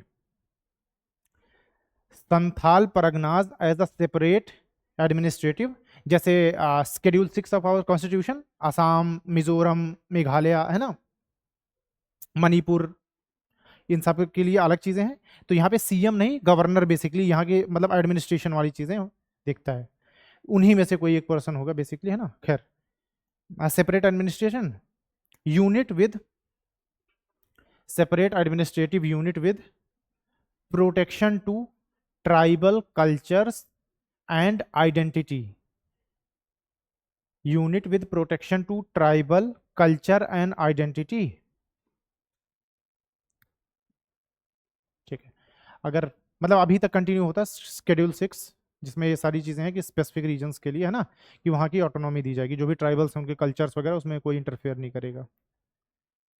खैर, क्लियर है, चलो, तो यहां तक था, ये कुछ इंपॉर्टेंट चीजें थी। एक हेडिंग लिख लो आप, उसमें कुछ कुछ पॉइंट्स और लिख लो आप, ठीक है ना। Character of pre 1857 revolts, character of, ये मतलब अलग है, क्वेश्चन जैसा ही लिख लो उसको, character of pre 1857 revolts. There is a debate कि भाई क्या ये एक सिंपल वायलेंस था या फिर ये पॉलिटिकल इन नेचर था। अब इस पे दो लोग हैं जिनका, जो नेशनलिस्ट हैं वो बोलते हैं कि इट वाज अ मोर की पॉलिटिकल थिंग इट वाज, ठीक है ना, और कुछ बोलते हैं कि इट इज सिंपली वायलेंस। तो हमारा क्या अप्रोच होना चाहिए बस वो लिख लो आप, ठीक है, यूपीएससी के पर्सपेक्टिव से इट इज इंपॉर्टेंट। तो कैरेक्टर ऑफ 1857 रिवोल्ट कि ये सिर्फ वायलेंस था या पॉलिटिकल इन नेचर था, ठीक है ना, ठीक है। चलो ठीक है, ऐसे लिख लो आप, पहला पॉइंट लिखो आप इसमें। अच्छा, ये कैरेक्टर ऑफ, ये दोनों का है, पीजेंट एंड ट्राइबल्स बोथ, ठीक है ना।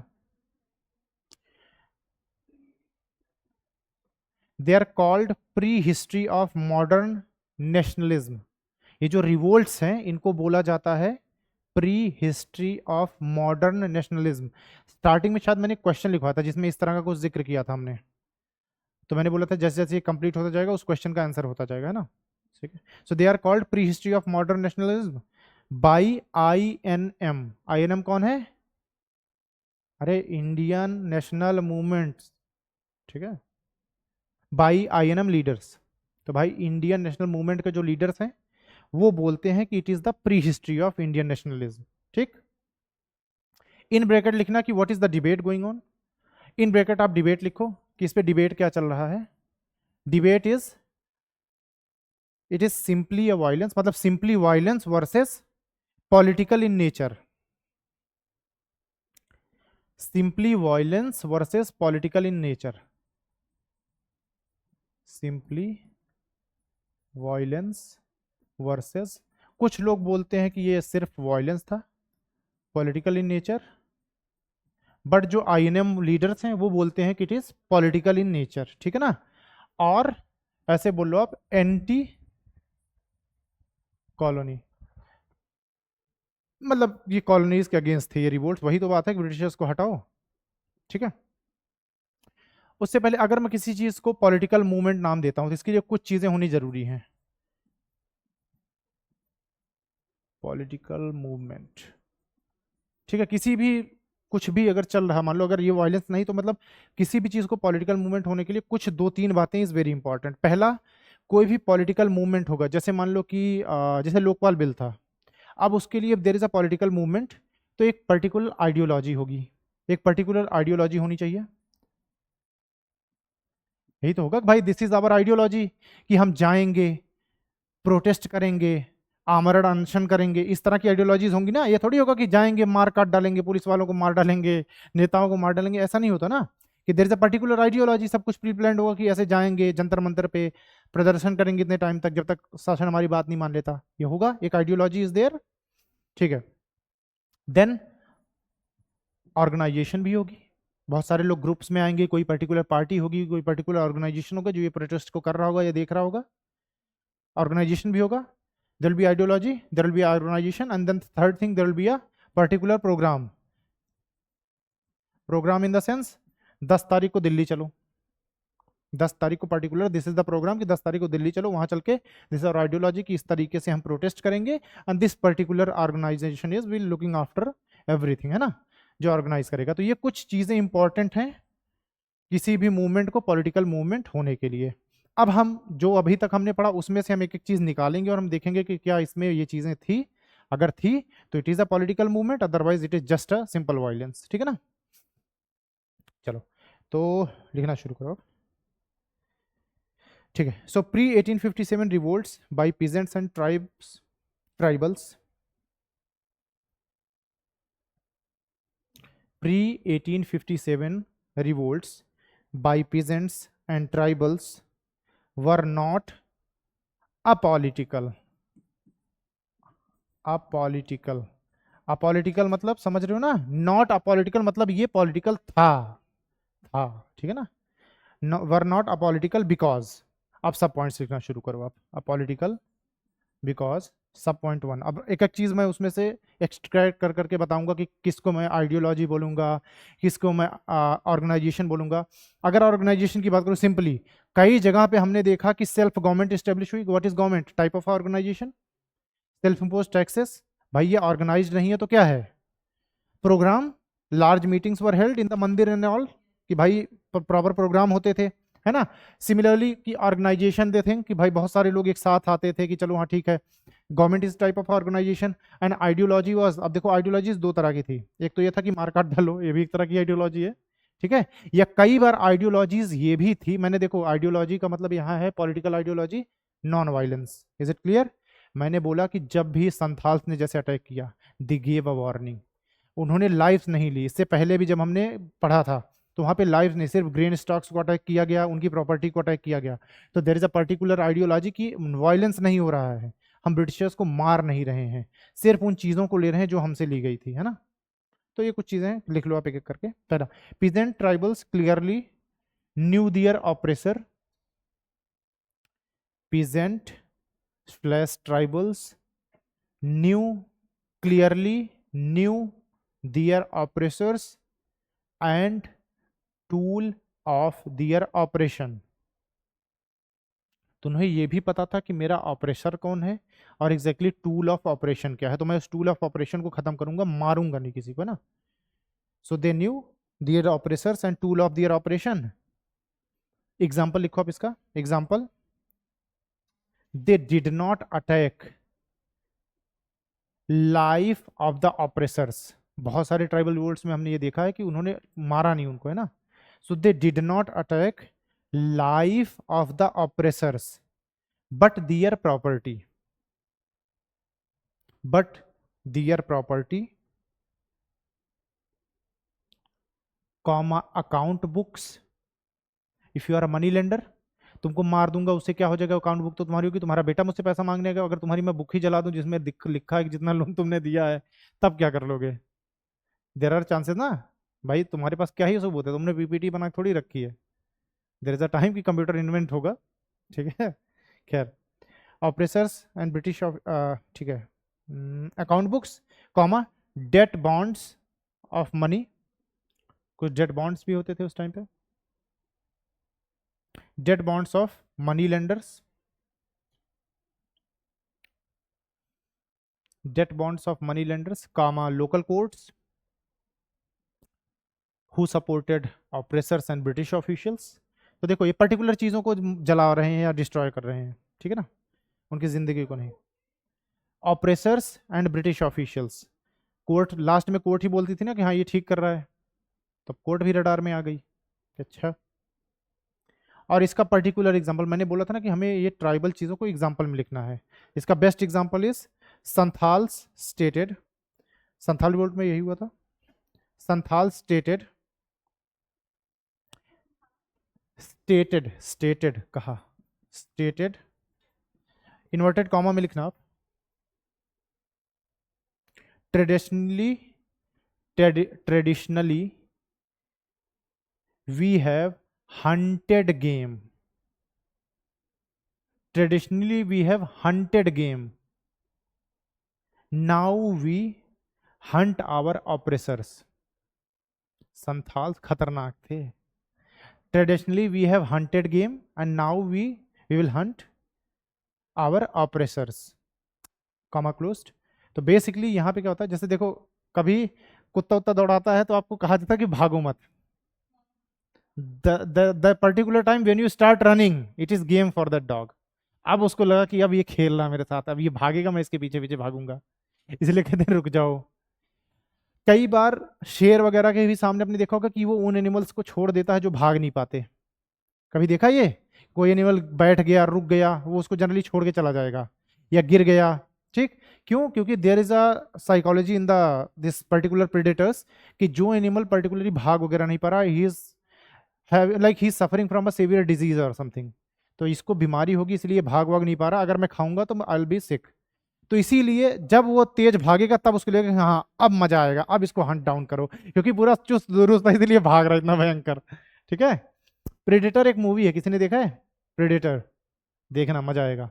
तो प्रेडेटर्स क्या होता था कि मतलब एक अलग प्लेनेट के लोग आएंगे इस अपने अर्थ पे और पर्टिकुलर ह्यूमंस को पकड़ेंगे, उसके बाद एक आइलैंड पे लेकर जाएंगे जहां पे उन ह्यूमंस को भगाएंगे और ये हंट डाउन करेंगे उनको। मूवी देखना प्रेडेटर्स। तो दिस इज द थिंग कि अगर आप भागोगे तो वो आपको चेस करेंगे। भालू के लिए बोला जाता है लेट जाओ चुपचाप, एकदम सांस वांस रोक के, हिलो डुलो मत, भालू आएगा स्निफ करेगा चला जाएगा, ठीक है। एक जोक है, तो ऐसे आदमी लेट जाता है, भालू आता है उसके कान में कहता कहता बेटा भूख नहीं, नहीं तो सारी चला के निकाल देता तुम्हारी, ठीक है। Okay, next point, crimes are done secretly. मतलब एक और पॉइंट मैं स्टेट कर रहा हूं, crimes are done secretly, political actions publicly. जो क्राइम होता है उसको चोरी छुपे किया जाता है, लेकिन जो पॉलिटिकल एक्शन होता है हमेशा वो अनाउंस्ड होता है, जैसे अनशन करना कुछ भी। संथाल्स ने सेम किया, 1855 में अनाउंस किया कि भाई छोड़ के चले जाओ, otherwise there will be consequences. अगर क्राइम करना होता तो छुप के कर लेते, because it is pre announced, तो you can say it is a political thing, correct, ठीक है। Publicly and revolts were public, जितने भी रिवोल्ट्स थे सब पब्लिक थे, कुछ भी ऐसे छुपे से नहीं किया गया, चोरी छुपे, है ना। Revolts were public. Example is again Santhal give prior warning to Britishers. बस 2 लाइन्स और हैं उसके बाद टाटा bye bye. Example is Santhals give prior warning to Britishers. Third thing लिखो, प्रोग्राम की कुछ चीजें लिखो। प्रोग्राम्स वर देयर, मतलब इन तीन चीजों का होना जरूरी ना। Programmes were there, programmes were there, example is, large meetings were held, large meetings were held and planning was done. ये भी तो एक तरह की ऑर्गेनाइजेशन है कि भाई एक बात बताओ, जैसे मैं ब्रिटिशर्स के अगेंस्ट खड़ा हो गया, अगर हम जीत गए तब क्या करेंगे, तो बताया कि भाई हम अपनी गवर्नमेंट सेटअप करेंगे, सेल्फ इम्पोज टैक्सेस होंगे, खुद की कोर्ट्स बनाएंगे। It is planning, part of a political movement. Next point, organisation was there, example, organisation was there, example, after removal of British, example after removal of British they set up their own court, sorry their own government, comma self-imposed tax and own court. It is the type of organization है ना, their own government, comma self-imposed tax and own courts. Next, political symbolism was there,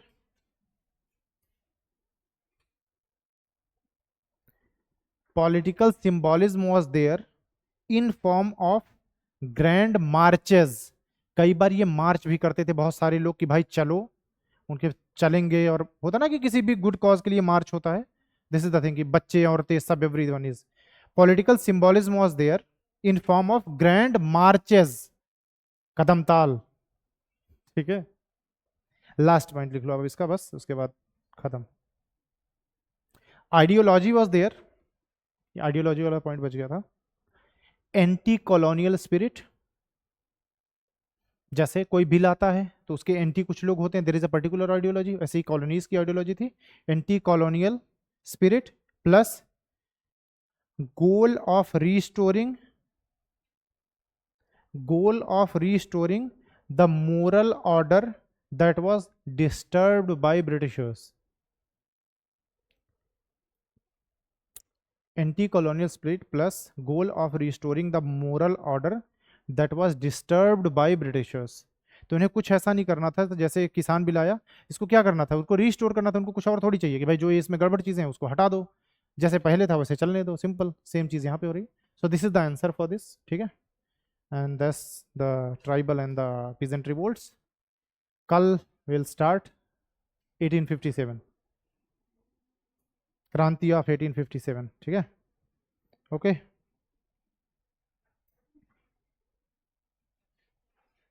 अभी तो आप लोगों की class है ना, मुबारक हो, पढ़ो।